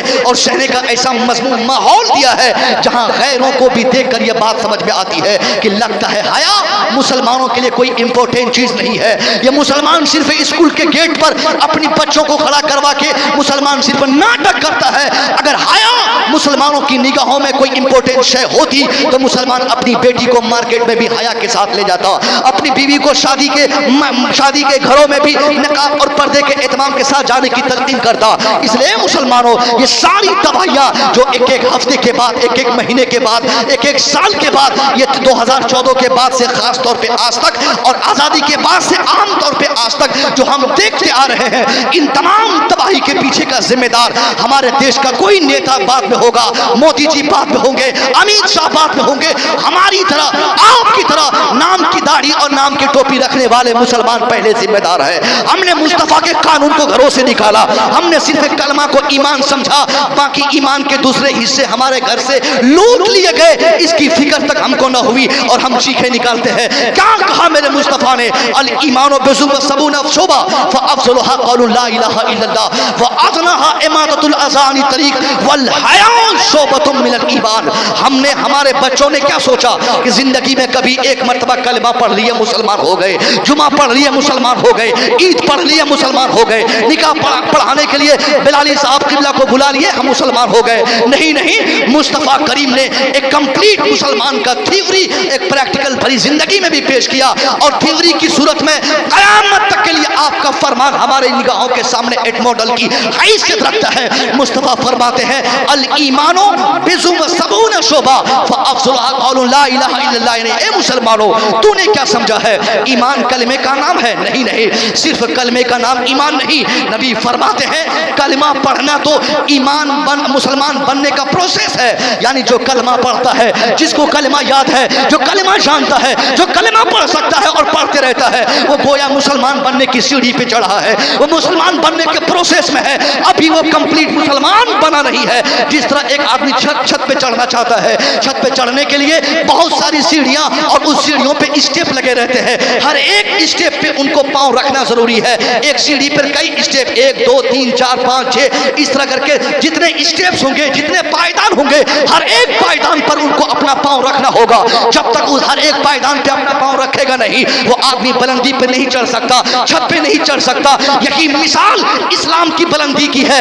इस्लाम भी एक ऐसी बुलंदी का नाम है, इस पर अगर कोई चढ़ना चाहता है, इस्लाम जैसी बुलंदी को अगर कोई टच करना चाहता है, तो उसके लिए सिर्फ कलिमा पढ़ना जरूरी नहीं। अगर कलमा पढ़ ले तो समझिए कि अब ये इस्लाम की बुलंदी को छूना चाह रहा है, वो ऊंचाई पे पहुंचना चाह रहा है, मगर अभी पहुंचा नहीं है। अब दूसरे स्टेप पे पांव रखना होगा, तीसरे पे भी पांव रखना होगा, चौथे और पांचवे पे पांव रखना होगा। नबी फरमाते हैं फअफज़लुहा क़ौलु ला इलाहा इल्लल्लाह। यानी आपने कहा the first is to tell ला इलाहा इल्लल्लाह, यानी ईमान की जितनी सारी सीढ़ियां थी उनमें से सबसे पहली सीढ़ी, सबसे पहला जीना और उसका स्टेप ये है कि आदमी कलमा पढ़ ले, मगर आखिरी स्टेप को की वजाहत करते हुए, उसका डिटेल बताते हुए मुस्तफा करीम ने फरमाया इमादतुल अज़ानी तरीक वल हया शोबतुम मिनल ईमान। सरकार फरमाते हैं to remove any disturbing item from the way it is also the symbol of belief. यानी किसी भी तकलीफ दे चीज को रास्ते से हटाना भी मोमिनों की पहचान है, किसी भी तकलीफ दे चीज को रास्ते से हटाना मुसलमानों की पहचान है, हया भी करना मुसलमानों की पहचान है, पर्दा करना मुसलमानों की पहचान है। मगर हमने अपनी पहचान कहाँ खो दी? आज हमारी बच्चियां मार्केट में जाती हैं, एक माँ 24 घंटे मोबाइल से लथपथ है, एक बूढ़ा बाप 24 घंटे मोबाइल और सीरियल पे लथपथ है। अब वो बाप जो खुद मोबाइल देखता है, जो खुद टीवी देखता है, जो खुद गाना गाता है और गाना सुनता है, क्या वो बाप ये उम्मीद कर सकता है क्या उसके बच्चे गाना नहीं गाएंगे? नहीं कर सकता है। एक माँ जो किचन में ऑटो मोड में अपना मोबाइल रखकर कभी भोजपुरी, कभी हिंदी, कभी अंग्रेजी, कभी बांग्ला गाना और सुनना जिसको आदत लग गई हो, जिसको जो इसके आदी हो गई हो, वो माँ ये तमन्ना नहीं कर सकती कि मेरी बेटी गाना की जिंदगी से दूर हो जाए, गाने बजाने से दूर हो जाए। इसके लिए शर्त यह है कि उस बाप को भी कसम खा के बाहर आना होगा, उस माँ को भी कसम खा के इसके लिए तैयारी करनी पड़ेगी कि पहले हम उन खुराफात को अपने घरों से निकालें, हम इस्लामिक जिंदगी का एक बेहतरीन माहौल अपनी जिंदगी में डालकर अपने बच्चों को पेश करें, जिसको देखकर हमारे बच्चे खुद इस्लामिक रास्ते पर अमल करना शुरू कर दे। अभी मैं आरामगाह में बैठा था, मुझे मालूम ये बात खबर हुई कि किसी साहब ने कहा कि आजकल के बच्चे अपने बुजुर्गों की बातें मानते नहीं है। कैसे बुजुर्गों की बातें मानेंगे? पहले बुजुर्ग अगर चाहते हैं कि मेरे बच्चे मेरी बात माने तो 50 बार उन बुजुर्गों को खुद उस बातों पे अमल करनी पड़ेगी। 50 बार जो बाप फजर की अज़ान होकर अपने बिस्तर को छोड़ेगा, एक दिन बेटा देखेगा डरेगा, दूसरा दिन देखेगा सहमेगा, उसके बाद बेटा समझ जाएगा कि अब्बा अज़ान सुनकर मस्जिद गए हैं और मैं बिस्तर पे पड़ा हूँ, फिर बेटे की जुर्रत जरूरत नहीं होगी कि वो बिस्तर पे पड़ा रहे। बाप जब मस्जिद जाए, माँ जब अज़ान फजर सुनकर बिस्तर छोड़ दे, तो उसकी बेटी 2-4-5 दिन के बाद इस कदर आदी बन जाएगी कि आज़ान का मुंतज़िर रहेगी। उधर मस्जिद से आवाज़ फजर अज़ान आएगी, उधर बेटी बिस्तर छोड़कर मसल्ला पकड़ेगी।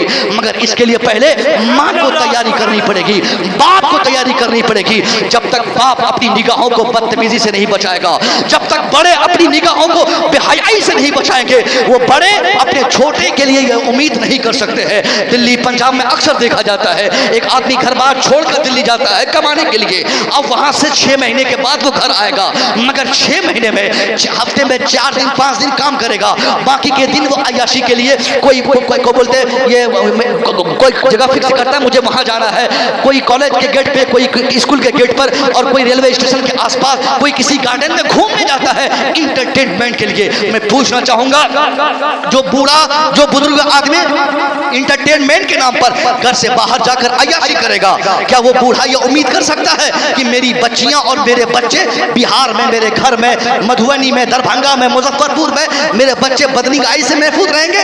नहीं कर सकते।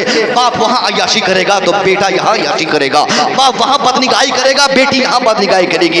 इसके लिए शर्त है, बाप वहां निगाहों की हिफाजत करे, बेटे बेटियां यहां निगाहों की हिफाजत करेंगे। अगर हम अपनी निगाहों की हिफाजत नहीं करेंगे तो हम अपने बच्चों से इसकी उम्मीद नहीं कर सकते। एक वाकया मैं अक्सर बतौर तंबीह और या तदरीस में अक्सर बयान कर दिया करता हूँ, उस बुजुर्ग के हवाले से, जो एक बुजुर्ग ऐसा भी जिनके 80 साल का हो चुका है, लेकिन उसके घर में खाने पीने के सामान मुख्तसर थे, धीरे धीरे सब खत्म हो गए। 3 दिन हो गए हैं, अब चूल्हे नहीं जल पाए। बेटी जवान घर में पड़ी है, बूढ़ा परेशान है कि कहां से क्या करूं, बेटी परेशान है कहां से किसका इंतजाम हो।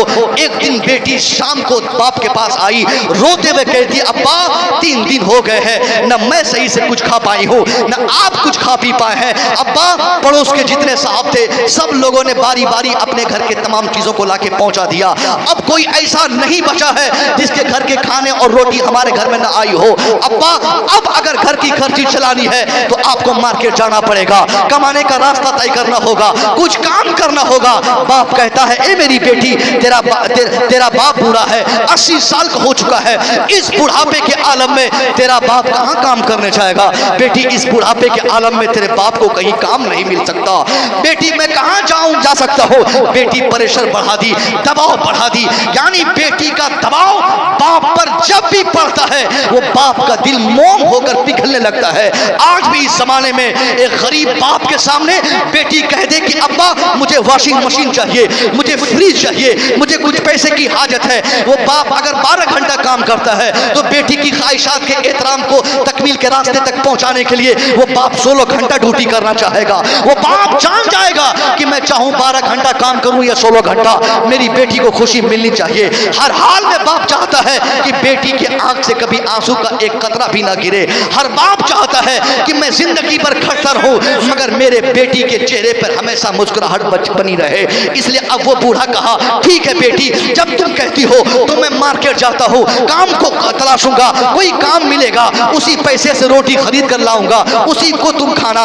अब फजर की नमाज पढ़ने के बाद बूढ़े को उसकी जवान बेटी ने झोली पकड़ा कर मार्केट भेज दी। बूढ़ा मार्केट गया, पूरा दिन मार्केट में घूमता रहा। शाम हो गई है, बूढ़ा घर की तरफ लौटा है। उधर शाम होते ही बेटी दरवाजे पर खड़ी अपने बाप की आमद का इंतजार कर रही है, इस उम्मीद के साथ कि अब शाम हो गई है, अब्बा मार्केट से आ रहे होंगे, झोली भर के सामान ला रहे होंगे, उसमें सब्जियां होंगी, उसमें दाल होंगी, उसमें चावल और आटे होंगे।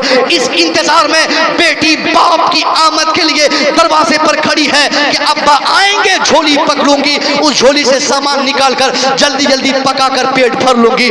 इसी इंतजार में बेटी खड़ी है। मगर शाम होते ही जैसे ही बूढ़ा बाप दरवाजे पर आया, बेटी की निगाह बाप की निगाह से बाप में टकराई। बेटी पहले बाप के हाथ से खाली झोली को जो लगी थी उसको देख ली। बेटी कहती है, अब्बा आपकी झोली खाली है, अब्बा आपने झोली खाली लाई है, आप कुछ काम करके नहीं आए तो मैं क्या खाऊंगी, क्या पकाऊंगी, कैसे घर चलेंगे? अब्बा आपकी बेटी की रात कैसे गुजरेगी? चूल्हे कैसे जलेंगे, सब्र कैसे करूंगी। बाप कहता है बेटी अंदर आ, हाथ पकड़ा अपनी बेटी, जवान बेटी को अंदर ले गया और सब्र की तलकीन किया। ए मेरी बेटी सब्र कर ले, बेटी तू सब्र कर ले, बेटी तू सब्र करेगी, तेरे सब्र की बरकत से अल्लाह तेरे बाप को इससे बेहतर बदला कल अता फरमा देगा, इससे बेहतर नतीजा कल दे देगा। बेटी तू सब्र कर ले, बेटी तू घबरा मत। ए बेटी तुझे अगर रात गुजारनी है तो एक फार्मूला ले ले। कल रात अगर नमाज इशा के बाद 4 रकत नफल नमाज तूने पढ़ी, आज 12 रकत पढ़ दे, तेरी रात गुजर जाएगी। कल रात अगर नमाज इशा के बाद तूने 2 पारे कुरान पढ़े थे, आज 5 पारे कुरान पढ़ दे, तेरी रात आसानी से गुजर जाएगी। यानी एक नमाजी बाप, इबादत गुजार बाप, साइमुद्दहर बाप, इबादत गुजार बाप, जाहिद व आबिद बाप अपनी बेटी को इस गुर्बत की हालत में भी नमाज की तलकीन कर रहा है, इबादत की तलकीन कर रहा है। आज हमारे लोग हो जाए, मामूली सी तबीयत खराब हो जाए तो आदमी रोजा ही नहीं रहता है, बोलता मौलाना साहब गैस का प्रॉब्लम है, शुगर का पेशेंट हूँ, हार्ट का पेशेंट हूँ, ज्यादा मैं भूखे नहीं रह सकता, बार बार प्यास की शिद्दत का एहसास होता है, ये रही मेरी दवाई, ये रहा मेरा टेबलेट। तो वो आदमी रोजा नहीं रहता। 2-3 किलोमीटर अगर जुमा की नमाज पढ़ने ले जाना पड़े तो आदमी बोलता है हजरत गाड़ी में तेल नहीं, साइकिल में हवा नहीं है, कैसे जाऊंगा, कोई जुगाड़ नहीं है। ऐसे इंसान को सबक लेना चाहिए उस बुजुर्ग से। उस बुजुर्ग ने अपनी बेटी से क्या कहा, ये नहीं कहा कि आज भूखे सो जा, आज नमाज मत पढ़, आज तिलावत मत कर, बल्कि बूढ़ा कहता है बेटी कल से जायद नमाज आज रात का एहतमाम कर दे, आज रात कल से जायद नमाज का एहतमाम कर दे, तेरी रात आसानी से गुजरेगी। कल से जायद आज कुरान पढ़ ले, तेरी रात आसानी से गुजरेगी।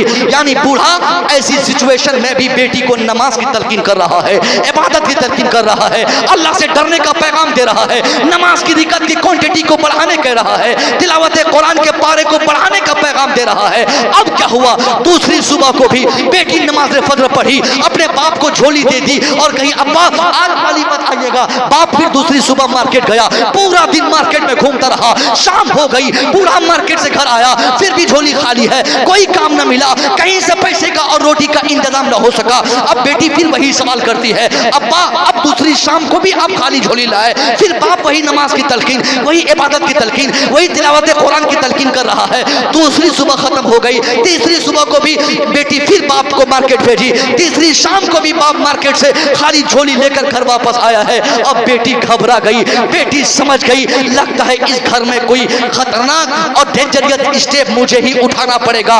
अब कहां से रोटी का इंतजाम हो, कहां से दाल चावल का इंतजाम हो। अब आखिरी अल्टीमेटम देकर एक जवान बेटी, 18 साल की बेटी, नमाजी इंसान की बेटी, इबादत गुजार की बेटी, साइमुद्दहर की बेटी, आबिद शबे जिंदादार की बेटी अपने बाप को कहती है अब्बा ये लास्ट अल्टीमेटम है, आज अगर आप खाली झोली लेकर वापस आ गए, अगर आप आज ने रोटी का इंतजाम नहीं किया तो याद रखिए अब्बा आपकी बेटी कोई गलत कदम उठा लेगी। अब चौथी शाम को भी बूढ़ा घर की तरफ बढ़ा है, झोली खाली है, डरा हुआ बूढ़ा है। बूढ़ा सोच रहा है आज बेटी को क्या जवाब दूंगा, पहली शाम को मैंने सब्र की तलकीन की थी, नमाज की रकतें बढ़ाने का पैगाम दिया था, दूसरी शाम को भी यही, तीसरी शाम को भी यही। अब मेरे पास कोई फार्मूला, कोई हरबा बचा नहीं है बेइज्जती और रुसवाई से बचाने के लिए, अब कुछ भी नहीं है। मगर हुआ क्या, जैसे ही बूढ़ा घर के पास पहुंचा है, 3 दिन की तकलीफ बर्दाश्त करने वाला बूढ़ा, मार्केट पैदल जाना,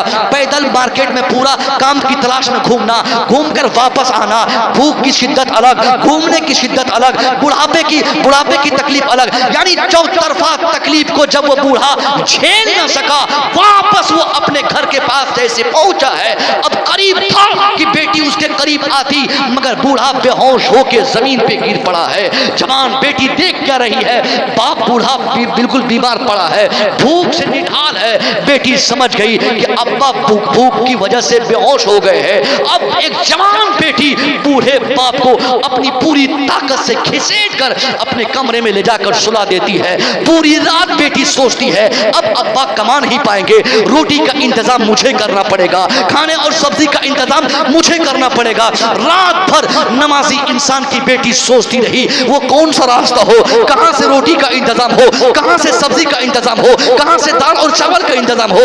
रात के आखिरी पहर नमाजी इंसान की बेटी के दिमाग में एक शैतानी वसवसा हाइल हुआ। अब वो बेटी डिसाइड कर ली कि मुझे कोई गलत कदम उठाना होगा।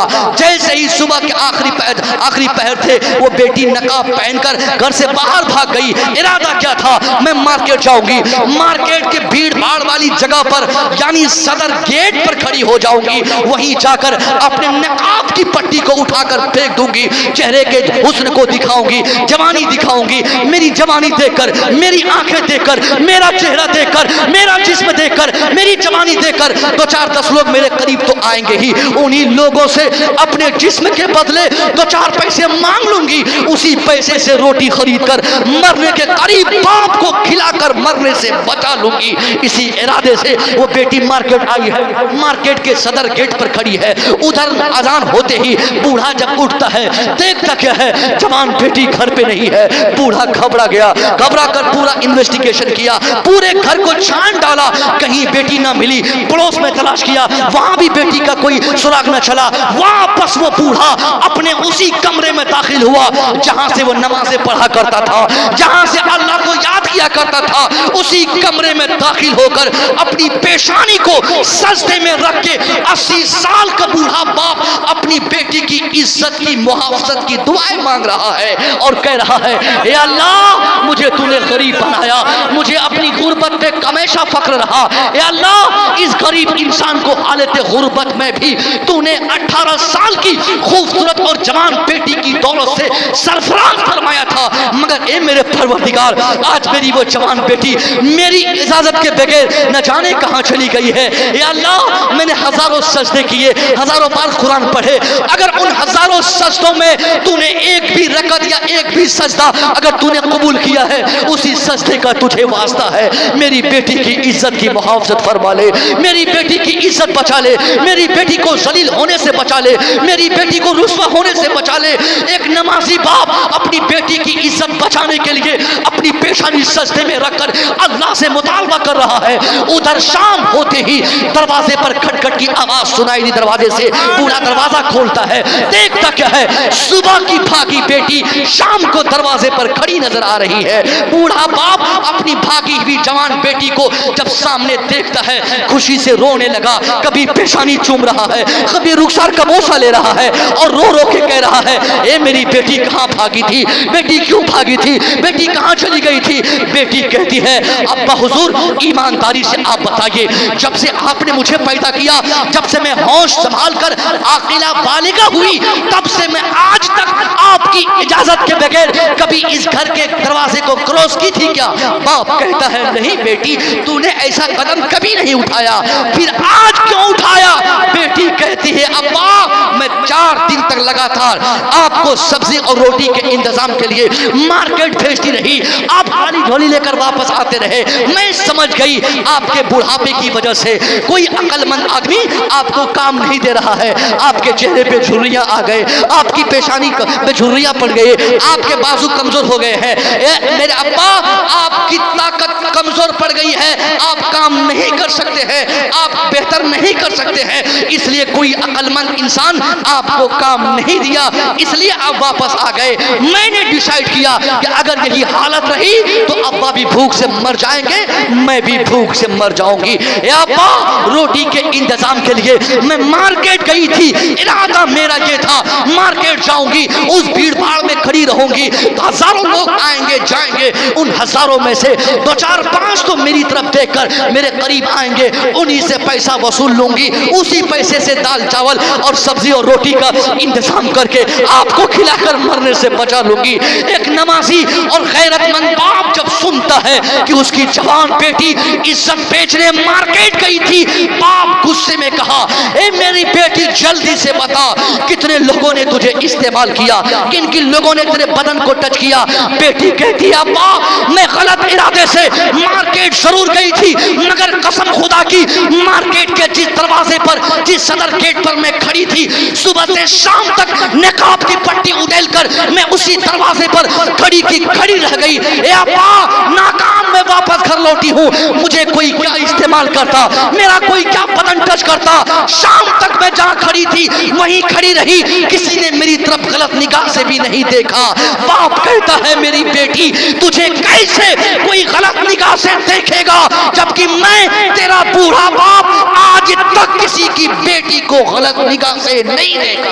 नारे तकबीर, नारे रिसालत, उलमाए अहले सुन्नत, फैजाने ताजुश्शरिया, फैजाने मुफ्ती आजम हिंद, नारे तकबीर, नारे रिसालत। अपनी बेटी की इज्जत को बचाने का फार्मूला क्या है?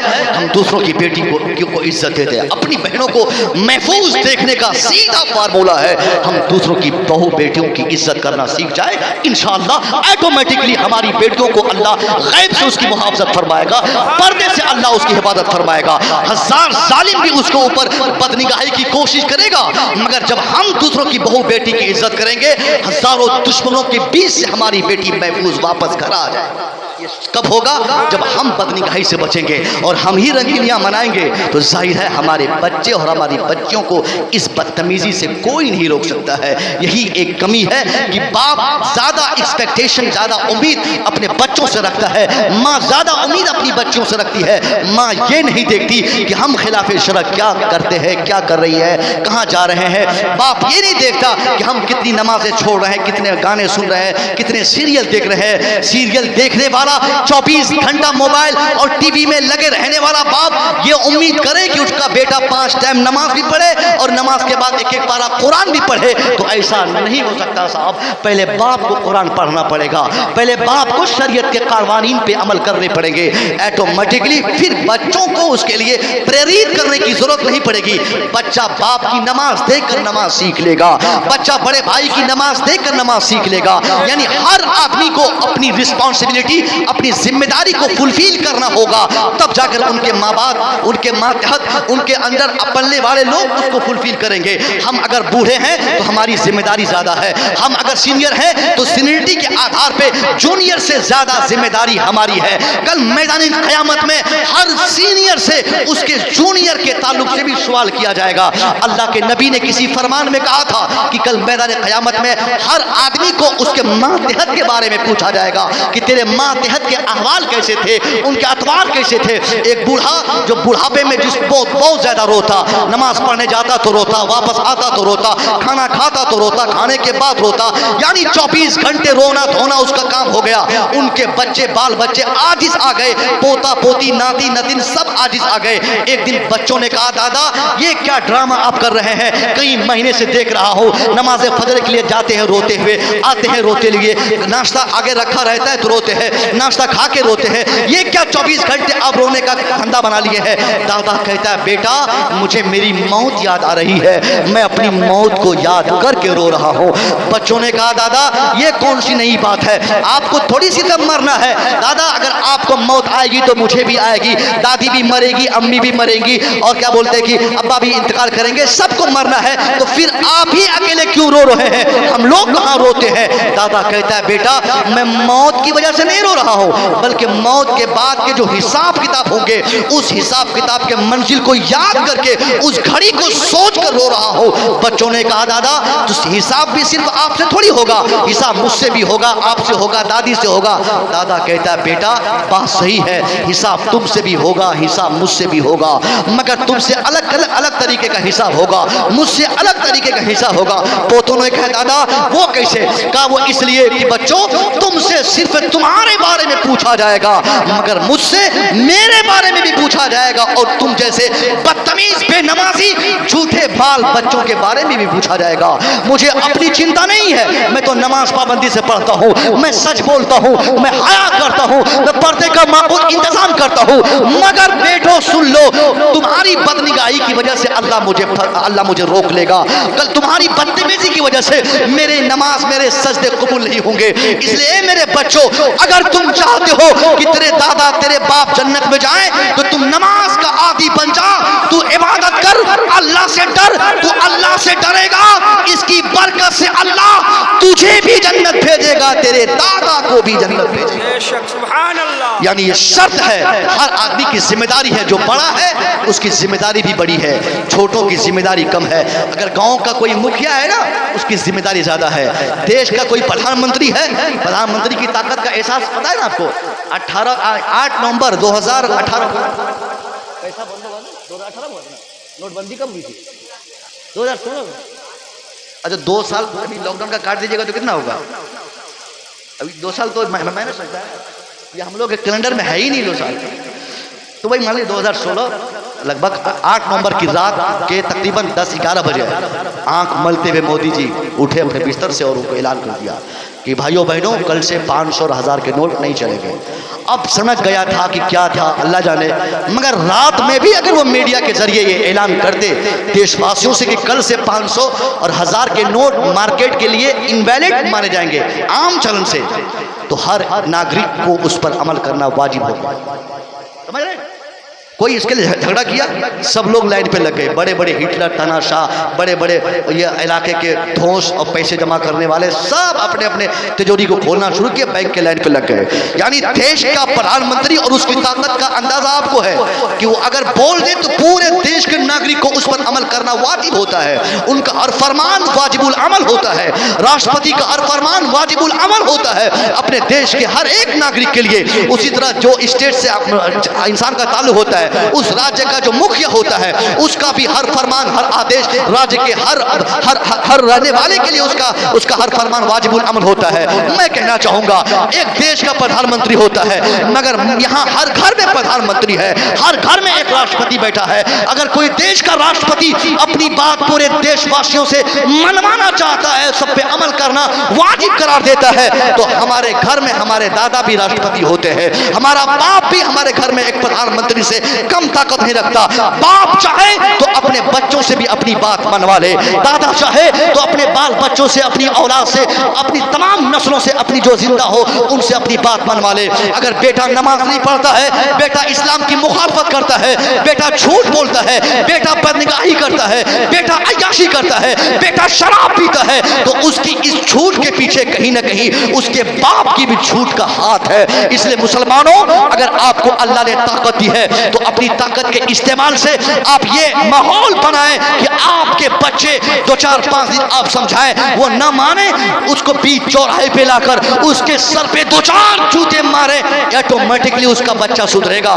کیوں نہیں بیٹا بات مانے گا؟ ایک باپ کہے کہ بیٹا شراب نہ پیے تو بیٹا شراب کیسے پی سکتا ہے؟ کہیں نہ کہیں باپ اس اندیکھی کرتا ہے، ماں اندیکھی کرتی ہے، بڑا بھائی اندیکھی کرتا ہے، اسی کا نتیجہ نکلتا ہے آج بیٹا سگریٹ پی رہا ہے باپ کے سامنے، کل تاڑی پیے گا، اس کے بعد اس کا بیٹا ہیروئن پیے گا، اس کے بعد نشے کا انجیکشن باپ کے سامنے لے گا۔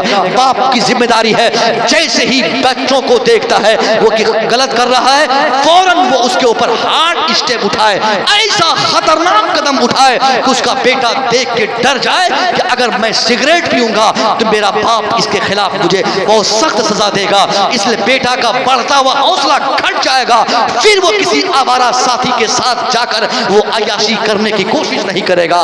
یہی پیغامات کے ساتھ علماء آتے ہیں تاکہ آپ اور ہم اس طرح کے آراز کی تقریب سے کچھ لے کر جائیں اپنے بال بچوں کے لیے، اپنی بیوی کے لیے، اپنی بہن کے لیے، نوجوانوں کے لیے، بڑوں بوڑھوں کے لیے۔ میں جانتا ہوں صاحب آپ لوگوں کو انتظار اختر ضیاء صاحب کا ہے، انتظار اس لیے میں کہہ رہا ہوں کہ جب یہ پڑھ رہے تھے 10 ٹکیا 20 ٹکیا 50 ٹکیا نمری سبحان اللہ اور نعرے تکبیر، ہاتھ پاؤں سب اٹھ رہے تھے، مگر مصور رضا پوری طاقت سے پتہ نہیں شاید کیا بات ہے، اختر بھائی جب پڑھتے ہیں اکثر جگہ دیکھتا ہوں وہاں گوپال گنج اور سیوان اور چھپرا علاقے میں تو ان کی توتی بولتی ہے، ہر محفل میں ان کی حاضری ضروری ہوتی ہے۔ اگر یہ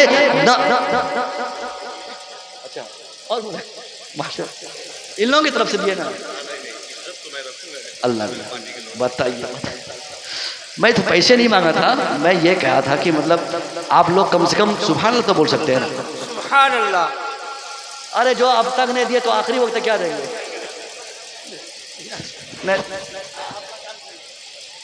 درود شریف پڑھیے، اللہم صلی علی سیدنا اللہم صلی علی سیدنا۔ دیکھیے یہ غیر معیاری باتیں تھی، ہمارے معیار سے الگ کی باتیں، ایسے بات میں آئی تو میں بول دیا۔ یعنی یہ کہ آج جلسوں کا ماحول ایسا ہو گیا ہے، شاعر صاحب آ جائے تو لوگ منتظر رہتے ہیں۔ ابھی سیتامڑھی میں نے بتایا پوری حالت، پورے احوال ذکر کیا میں نے اختر بھائی سے، ایک بڑا شاعر اپنے آپ کو کہنے والا کہنے والا کیا بیچارہ ہے، ان کی کیا غلطی ہے؟ وہ جب آیا تو چار چار لڑکے ان کو ٹوائلٹ لے جا رہے ہیں، تولیہ مانگ رہے ہیں تو تین تین لوگ لا کے تولیہ دے رہے ہیں منہ پوچھنے کے لیے. ہم جیسا مولوی گھوم رہا ہے، کوئی ہم کو پانی پلانے والا نہیں ہے، اور ان کو ٹوائلٹ بتانے والا کہ حضرت یہ رہا ٹھیک ہے میں کھڑا رہتا ہوں. اب یہ ان لوگوں کی عزت ہے. یعنی اختر بھائی لوگوں کی عزت الحمدللہ زیادہ ہو رہی ہے نوجوانوں میں. ہم لوگوں کی عزت دھیرے دھیرے گھٹ رہی ہے. ان لوگوں کی وجہ سے لوگ ہم لوگوں کی تقریریں مجبوراً سنتے ہیں. وہ اس لیے سنتے ہیں کہ اگر نہیں سنیں گے تو اختر بھائی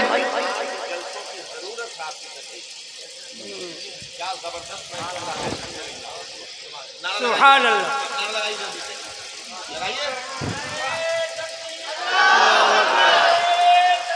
اللہ اکبر. یا رسول اللہ، یا رسول اللہ.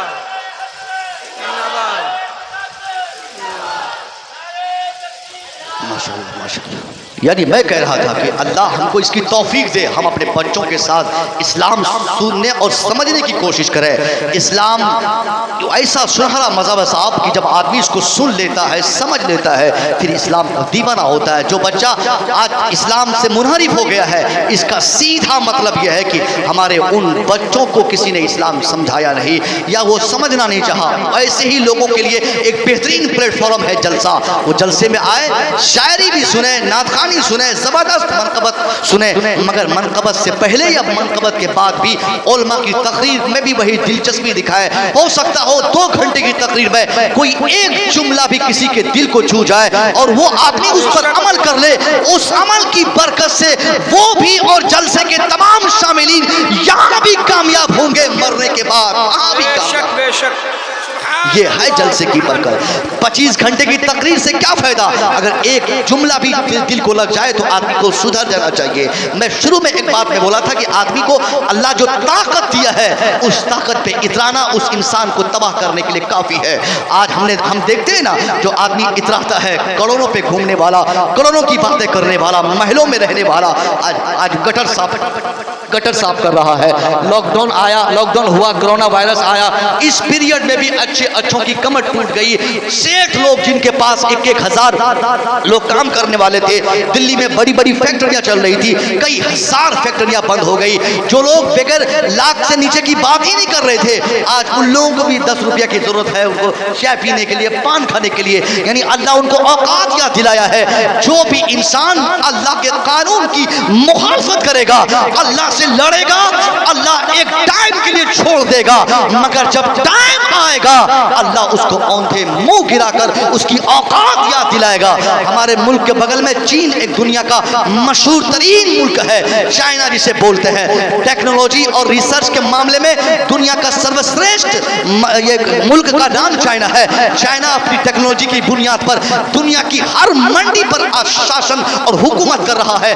جہاں دیکھیے made in China, made in Japan. گھڑی، موبائل، ٹارچ، ایئر فون، مسلح، ٹوپی، دکان کے سارے اشیاء، مرکری، بازار، سب کچھ چائنا میں آپ دستیاب چائنا سے مل سکتے ہیں، وہاں سے اویلیبل ہو جائیں گے. سب کچھ میڈ ان چائنا. یعنی ہمارے ہاتھ میں گھڑی ہوگی made in China, made in Japan. China اور جاپان اپنی ٹیکنالوجی کا لوہا پوری دنیا سے منوا چکا ہے. کئی زمانے سے چائنا نے ریسرچ کا گھوڑا ایسا تیز دوڑایا کہ چائنا کا ہوش ٹھکانے آ گیا. اب وہ سوچا کہ اس دنیا کا سپر پاور ہم ہی ہے، ہم جو چاہے وہ کرے. کچھ دنوں کے لیے اس نے ڈپلیکیٹ چاند بھی بنا لیے، ڈپلیکیٹ سورج بنا لیا. سورج کی شعاؤں کو کیپچر کر کے انرجی حاصل کر کے اپنے ملک کے افراد کو انرجیٹک بنانے کی اس نے کوشش کی اور وہ اپنی کوشش میں بہت حد تک کامیاب ہو گئے. مگر بیتے 20 سالوں میں چائنا میں کیا ہوا؟ ایک ماحول بنا.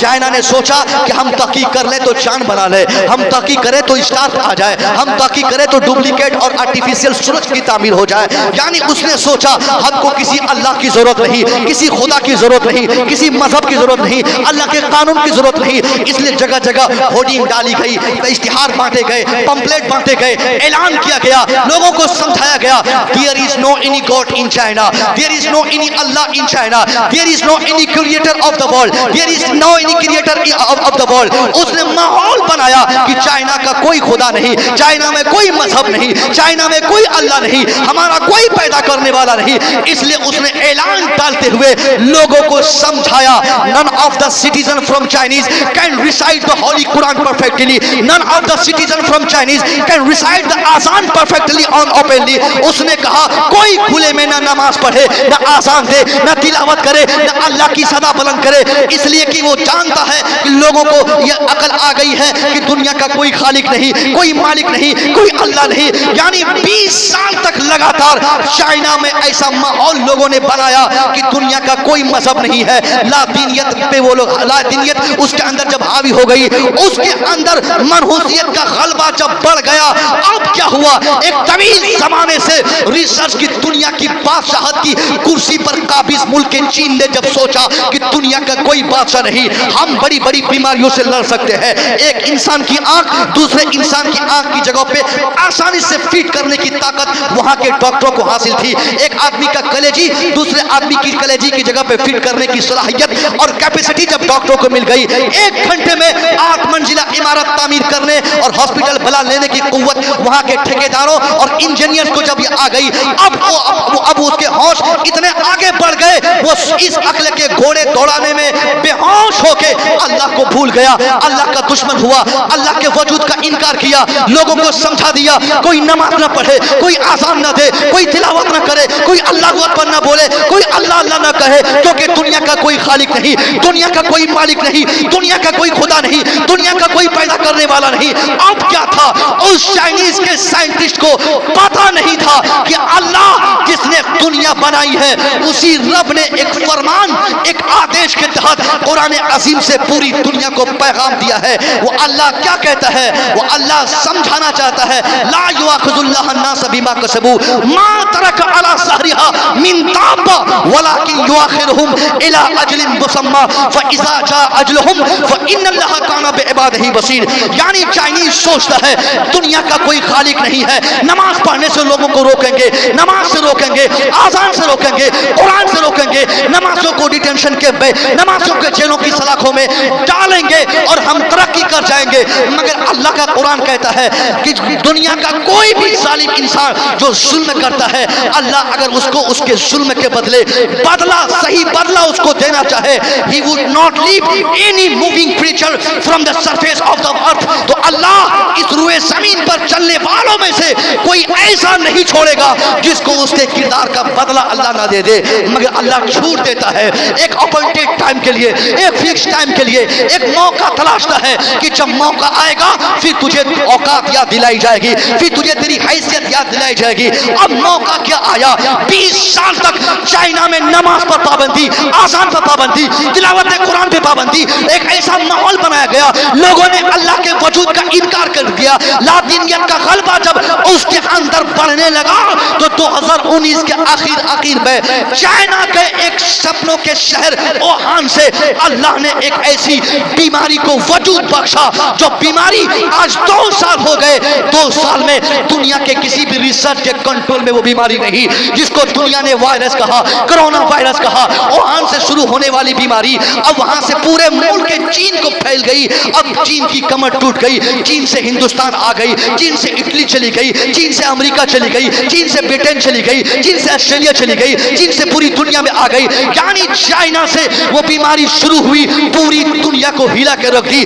बड़े बड़े ममालिक जिनको अपने मेडिकल फैसिलिटीज पे बड़ा गुरूर था, जिनका विश्वास था दुनिया की तमाम बीमारियों का इलाज मेरे पास, हार्ट का इलाज मेरे पास, शुगर का इलाज मेरे पास, ब्लड प्रेशर का इलाज मेरे पास, किडनी का इलाज मेरे पास, उन सारे डॉक्टर्स के घुटने टूट गए, जमीन पे नाक रगड़ के वो थक गया, मगर मालूम न कर सका कि खांसी और बुखार का इलाज कैसे होगा, कहां से इसकी दवाई आए, कहां से वैक्सीन तलाश की जाए.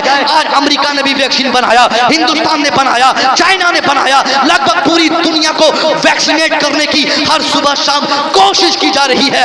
मगर वैक्सीन देने वाला डॉक्टर, वैक्सीन बनाने वाला साइंटिस्ट कोई ये नहीं कह सकता कि जो फर्स्ट डोज ले लेगा, सेकेंड डोज ले लेगा, फिर भी उसको वायरस न होगा, वो मरने से बच जाएगा. यानी वैक्सीनेट होने के बाद भी लोगों को मरने की उम्मीद बची रहती है. लोग जानते हैं कि अब भी मुझे वायरस पकड़ सकता है, अभी बीमार पड़ सकता हूं. आखिर वजह क्या है, ये कोरोना वायरस कोई बीमारी होती तो अल्लाह बंदों में से किसी एक बंदे को इसकी दवाई खोजने की طاقت دے دیتا. اگر یہ بیماری ہوتی تو اس کا علاج کھوج لیا جاتا, اس سے نپٹ لیا جاتا. ارے یہ بیماری ہو یا نہ ہو, یہ عذاب الہی ہے جو انسانوں کی بد کرداری کے بدلے اللہ نے چائنا سے شروع کر کے پوری دنیا کو اللہ آگاہ کرنا چاہتا ہے. اس لیے مسلمانوں, ہم اور آپ اگر چاہتے ہیں کہ تمام خطرناک بیماریوں سے بچ جائے, ویکسین لینے کی حاجت ابھی بعد میں ہے, ویکسینیٹ ہونے کی ضرورت بعد میں ہے. اگر ہم چاہتے ہیں کہ ہم مہلک بیماریوں سے بچیں, ہمارے بچے بچ جائیں, ہمارے ملک کے ناگرک بچ جائیں, پوری دنیا ایسی بیماری سے بچ جائے, اس کے لیے زیادہ چیخ چلاہٹ اور زیادہ پیسے خرچ کرنے کی یا لاک ڈاؤن کی مدت میعاد کو بار بار بڑھانے, فرسٹ سیکنڈ تھرڈ کرنے کی کوئی ضرورت نہیں ہے. پوری دنیا اپنے گناہوں کو دیکھ کر اس کو تو سے توبہ کر کے اپنے روٹھے رب کو منا لے, اللہ راضی ہوگا. ایک ایسی ہوا چلے گی جہاں سے بیماری شروع ہوئی وہیں سے بیماری ختم. سبحان اللہ, سبحان اللہ. یعنی کب ہوگا؟ جب اللہ راضی ہوگا. بغیر دوائی کے اس بیماری سے ہم چھٹکارا پا سکتے ہیں, چونکہ جب بیماری ہوگی تو دوائی سے صحیح ہوگی. جب عذاب الہی ہے تو عذاب ہے صاحب. جب تک ہم توبہ نہیں کر لیتے تب تک ہم کسی بھی گناہ سے ہم کو چھٹکارا نہیں. اس لیے ہم جو آج بد کرداری کر رہے ہیں اسی بد کرداری کا نتیجہ ہے یہ ہماری تباہی, جو ہماری بربادی, ہمارے بچے برباد ہونا. اور آخری پیغام اس گاؤں اور سماج کے لیے, آج جو ہم اپنے کورٹ اور ججز اور وکلا سے امید کرتے ہیں نا کہ ہماری بیٹیوں سے نقاب لوگ چھین رہے ہیں, ہم سپریم ہائی کورٹ جائیں گے, ہم سپریم کورٹ جائیں گے, ہم ورلڈ کورٹ کے دروازے کھٹکھٹائیں گے, ہم کو انصاف ملے گا. ہمارا جنید کا انصاف ملے گا, تبریز انصاری کا انصاف ملے گا, ہماری مسجدوں کو لوگ شہید کر رہے ہیں اس کا انصاف ملے گا, ہماری بیٹیوں کو رسوا کر رہے ہیں لوگ اس کا انصاف ملے گا. میں ایمانداری سے کہنا چاہوں گا, ہم کو ہمارے حق میں کبھی فیصلہ سننے کو نہیں مل سکتا ہے. اس لیے فیصلے کب آپ کے حق میں ہوئے ہیں آپ ایمانداری سے بتائیے. ہماری مسجد توڑی گئی, لوگ بولنے والے, انصاف کرنے والوں نے کہا کہ ہاں یہ مسجد انہی کی تھی, مسجد انہی کی ہے, مگر حالات کے تقاضے پر کیا کیا جائے, ان کو الگ دیا جائے, آپ الگ رکھیے. پھر بھی فیصلے ہمارے حق میں نہیں آئے. ہمارے بچوں کو بجلی کے کھمبے میں باندھ کر مخصوص نعرے لگا کر لگانے پر مجبور کیا گیا, مارتے مارتے اتنا مارا کہ ہمارا تبریز بیٹا بھائی مر گیا, مگر انصاف ہمارے حق میں نہیں, انصاف ظالموں کے حق میں آیا. ہمارے جنید کو لوگوں نے جانوروں کی طرح, جانوروں نے مارا, اس وقت تک مارا جب تک جنید انصاری مر نہ گیا, مگر فیصلہ اس کے حق میں آیا جس نے مارا تھا. ہم فیصلے کی امید جس کچہری, جس کورٹ اور جس جج سے رکھتے ہیں یہ ہماری بے وقوفی ہے. اگر ہم واقعی 100% اپنا حق چاہتے ہیں تو اس کے لیے ان ظالموں سے ہم کو انصاف نہیں چاہیے. ہم اپنے بچوں کو اس طرح سے پڑھا دیں. اس لیے انصاف نہیں ملتا کہ اس کورٹ کے دروازے سے لے کر آنگن تک, آنگن سے لے کر کرسی تک, کرسی سے لے کر ٹیبل تک, ٹیبل سے رجسٹر اٹھانے تک, اس میں سے کتنے بچے ہمارے ہیں ایمانداری سے اب بتائیے. پیشکار ان کے بچے, وکیل ان کے بچے, جج ان کے بچے, کرسی سیٹ کرنے والے ان کے بچے, یعنی سر سے پاؤں تک, سول کورٹ سے لے کر سپریم کورٹ تک جن کے بچے جن مذہب کے ماننے والے مخصوص خیال کے لوگ رہیں گے, ان لوگوں سے ہم اپنے حق کی امید چاہیں گے؟ ایسا نہیں ہو سکتا ہے. اگر مسلمان انصاف چاہتا ہے ان کو تعلیمی بیداری پیدا کرنے ہوں گے, ان کو اپنے بچوں کو پڑھا کر ایسا مضبوط کرنا پڑے گا کہ وہ اپنے بچوں کو اسکول بھیجے, اپنے بچوں کو کالج بھیجے. اپنا بچہ اگر اس نے حافظ قرآن بنایا ہے ٹھیک ہے, حافظ بنایا ہے, عالم بنایا ٹھیک ہے, عالم بنایا ہے, مگر عالم بیٹے کو کالج لائے, حافظ بیٹے کو کالج لائے, ان کو وکیل بنا دے, ان کو پڑھائی پہ اس قدر مضبوطی کے ساتھ ان کو آگے بڑھنے اور دوڑنے کی تلقین کرے کہ اس کا بیٹا جو پہلے حافظ قرآن تھا, عالم دین تھا یا نہیں بھی تھا, اس کا بیٹا وکیل بنے, اس کا بیٹا جج بنے, اس کا بیٹا IAS کمپٹیشن کرے, اس کا بیٹا نیٹ کمپٹیشن میں ایک ایسا رینک لائے کہ دہلی ایمس میں اس کا ایڈمیشن, چونکہ آپ کے گاؤں کا ایک ہونہار لڑکا مجھے معلوم ہوا کہ وہ نیٹ کا اسٹیٹ ٹاپر بنا, آج سے کچھ دن پہلے اس کا ایمس میں ایڈمیشن ہو گیا. ایمس دلی کی ہندوستان کی سب سے عظیم میڈیکل کالج کی سویدھا جہاں پہ سب سے زیادہ ہو, وہاں پہ جو آپ کے گاؤں کے بچے پڑھ رہے ہیں, مگر ایک بچہ پڑھ لیا تو کیا ہو گیا, سب کو اس کے لیے آگے بڑھنا ہوگا. ہر آدمی کو پڑھائی کے لیے آگے ہونا ہوگا, وکیل پیدا کرے, ججز پیدا کرے, IAS پیدا کرے, IPS پیدا کرے. یعنی جب آپ کے بچے حافظ, عالم, قاری, مفتی, محدث کے ساتھ ساتھ عالم بیٹا وہی حافظ قرآن بھی ہو, وہی عالم بھی ہو, وہی جج بھی ہو, وہی وکیل بھی ہو, تو نتیجہ یہ نکلے گا کہ عدالت ان کی ہوگی, ان کی عدالت کی کرسی پر بیٹھا ہوا جج ہمارا بیٹا ہوگا, عدالت ان کی ہوگی اور وہاں پہ وکیل ہمارے بیٹے ہوں گے، جب ہمارے بیٹے وکیل ہوں گے، ہمارے بیٹے ججز ہوں گے، ہمارے بیٹے IAS بنیں گے، ہمارے بیٹے IPS بنیں گے، پھر ہم کو زیادہ پریشان ہونے کی ضرورت نہیں ہوگی، ہر فیصلہ ہمارے حق میں آئے گا۔ سبحان اللہ۔ ہم کو اپنے بچوں کو پڑھانا ہے، ہر آدمی کو قسم کھانا ہے۔ ایک آدمی اگر آپ کے گاؤں سے کوئی نیٹ کمپٹیشن میں ٹاپ پر ہو جائے، اسٹیٹ ٹاپ کر جائے، تو یہ یقیناً اس پوری سوسائٹی کے لیے یہ عزت کی بات ہے۔ مگر ایک آدمی کی کامیابی پہ سب کی کامیابی نہیں صاحب۔ جب سب گھر خوش رہے، ہر طرف پڑھی لکھی باتیں ہو، پڑھے لکھے لوگ رہے، تب اس سوسائٹی کی عزت ہوتی ہے۔ 10 لوگ پڑھ لیا، 10 لوگ جاہل رہا۔ اب جس گاؤں میں 10 لوگ جاہل ہیں، وہ 10 لوگ اس پوری آبادی کو تباہ کرنے کے لیے کافی ہے۔ اگر آپ چاہتے کہ آپ کی پوری آبادی ترقی کرے تو کوشش آپ کریں کہ آپ کے سماج کا ایک بھی بچہ جاہل نہ رہے، ایک بھی بچہ۔ بڑے جلسے کرانے سے پہلے، بوجھ بات کرنے سے پہلے، مسجد کی دیوار اونچی اور موٹی اور ٹائلز اور واشنگ مشین اور کیا بولتے ہیں فریز اور AC مشین وغیرہ وغیرہ لگانے سے پہلے سب سے پہلے ہم دھیان دیں کہ ہماری سوسائٹی میں کیا کوئی ایسا بھی ہے جس کو پڑھنے کے لیے پیسے کی سخت ترین ضرورت ہے۔ اپنا جیب خاص سے اس کو پیسے دے، ان کے حوصلے بڑھائے۔ اگر کوئی حافظ جی ہے، کیونکہ عام طور پہ حافظ جی جو ہے نا غریبوں کے بچے ہوتے ہیں، امیروں کے بچے تو حافظ کیوں بنیں گے؟ ان کو پتا ہے میرا بیٹا حافظ جی بنے گا تو 5,000 روپیہ پر ان کی پوری زندگی سمت رہے گی، میرا بیٹا عالم دین بنے گا تو 10-20 ہزار کما لے گا، پھر مجبوراً کوئی شادی ہو جائے کہیں پہ تو الگ بات ہے، مگر عام حالات میں اس سے میرے بیٹے سے کوئی شادی کرنا نہیں چاہے گا۔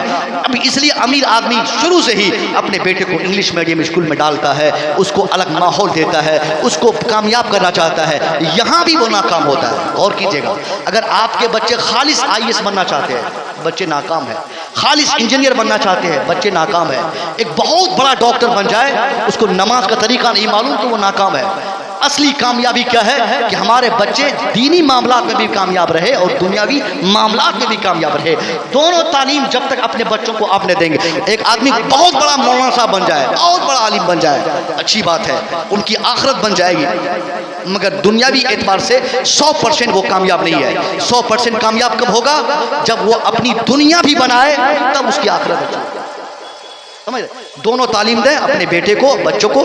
آپ مدرسہ بھیجیں، مدرسہ سے پھر اسکول بھیجیں، اگر پہلے سے اسکول میں ہے تو وہیں پہ کوئی ایسی فیکلٹی قائم کرے کہ آپ کے بچے پارٹ ٹائم قرآن پڑھے، حدیث پڑھے، مصطفیٰ کی زندگی پڑھے، صحابہ کی زندگی پڑھے، تاکہ ایک اچھا IPS آفیسر بن کر جب وہ کرسی پر بیٹھے تو اس وقت ان کا ہاتھ یہ کام کرے کہ میں غلط چیز پر دستخط نہیں کروں گا، کیونکہ اللہ نے اسے منع کیا ہے، رسول اللہ نے اس سے منع فرمایا ہے۔ ابھی جھارکھنڈ کی ایک IAS لیڈی، اس کے گھر میں کئی لاکھ کروڑ روپے پکڑے گئے، IAS لیڈی کی خبر آئی۔ اب ایک IAS آفیسر بھائی چور نکل جاتا ہے، آپ کہتے ہیں کہ پڑھائی میں طاقت ہے، بڑی بات بول رہا ہوں، پڑھائی میں طاقت ہے کہ نہیں ہے؟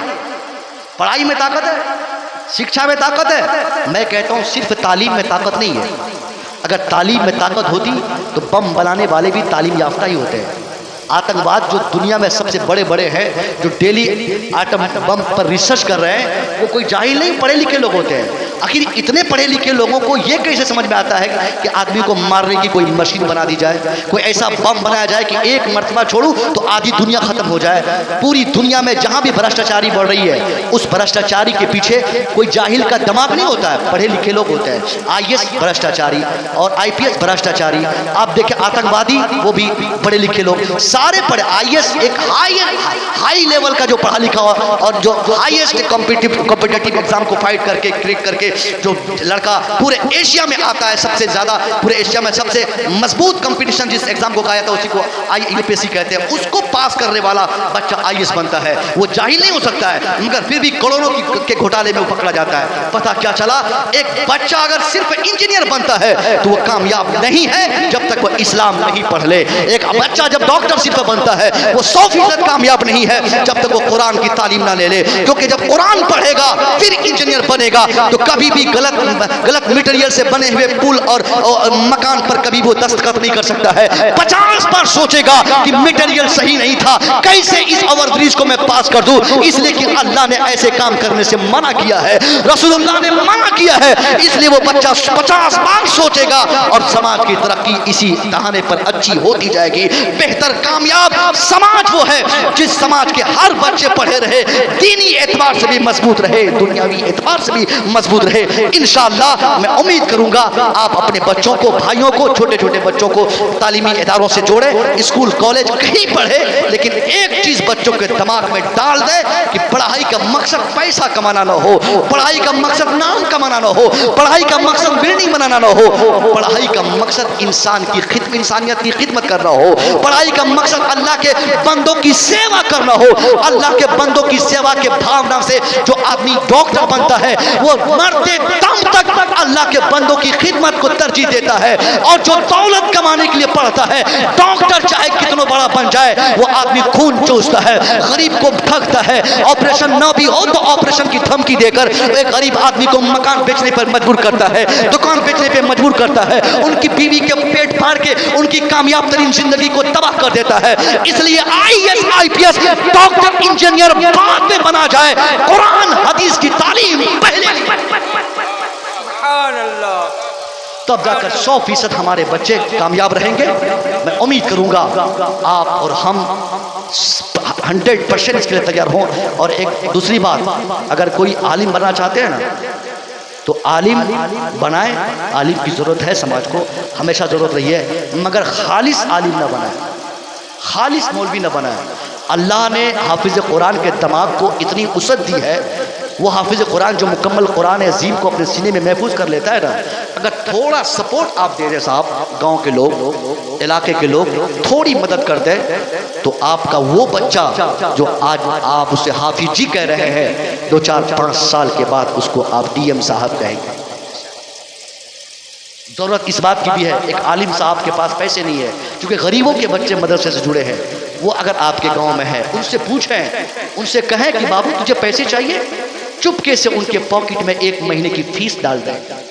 एक बच्चा अगर आपके पैसे से 1 साल की तालीम पालेगा, कई खानदान आपके तड़प तड़प के सजदे रगड़ रगड़ के मर जाएंगे, उतना फायदा ना होगा जितना फायदा के 1 साल की तालीम दिलाने में आपका पैसा करे। हमने ऐसा भी देखा, इसी बार का नीट कंपटीशन का एग्जाम क्रैक कर लिया लड़का, मगर उसके पास पैसे नहीं थे उसके बाप के पास कि वो एडमिशन करा सके।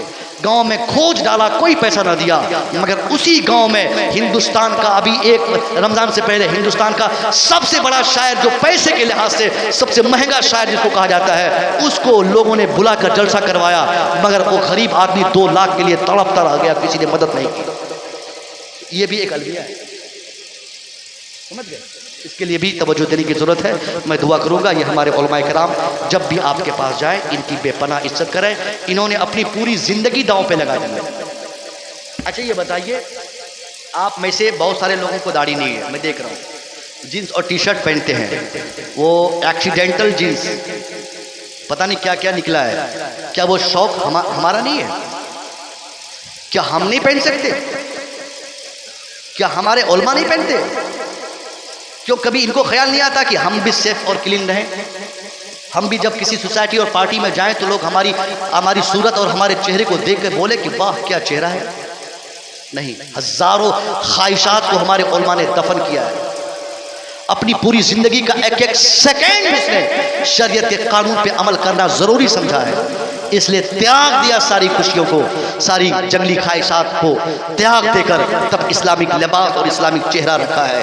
तो कम से कम इस बहाने से भी इनकी इस कदर इज्जत हो कि इनकी इज्जत करते हुए देखकर जो दूसरे बच्चे और दूसरे लोग अपने बेटे को हाफिज और आलिम बनाना नहीं चाहते हैं, कम से कम वो जब इज्जत करते हुए देखेंगे तो जान जाएंगे कि एक आलिम की जब इतनी इज्जत हो रही है तो मैं अपने बेटे को कोई दूसरी पढ़ाई बाद में करवाऊंगा, आलिम दीन पहले बनाऊंगा।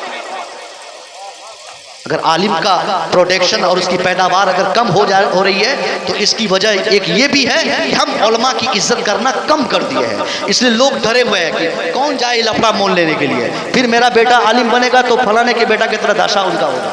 वो जिस तरह परेशान है मेरा भी बेटा परेशान रहेगा, उनकी परेशानी मेरी परेशानी हो जाएगी। इसलिए आदमी डरता है, इनकी तनख्वाह बढ़ाए, इनकी इज्जत बढ़ाए, इनके नजराने बढ़ाए, ये आए इनके दस्तरखान को वसी करे, इनका मुसाफा बढ़ाए, उलमा से जब मिले तो खुश होकर बात करे, मुस्कुरा के बात करे। इंशाअल्लाह एक आलिम आपसे खुश रहेगा। तन्हाई में अगर आपके लिए दुआ कर दिया तो आपकी दोनों दुनिया कामयाब हो जाएगी। استغفر اللہ ربی من کل ذنب و اتوب الیہ۔ السلام علیکم۔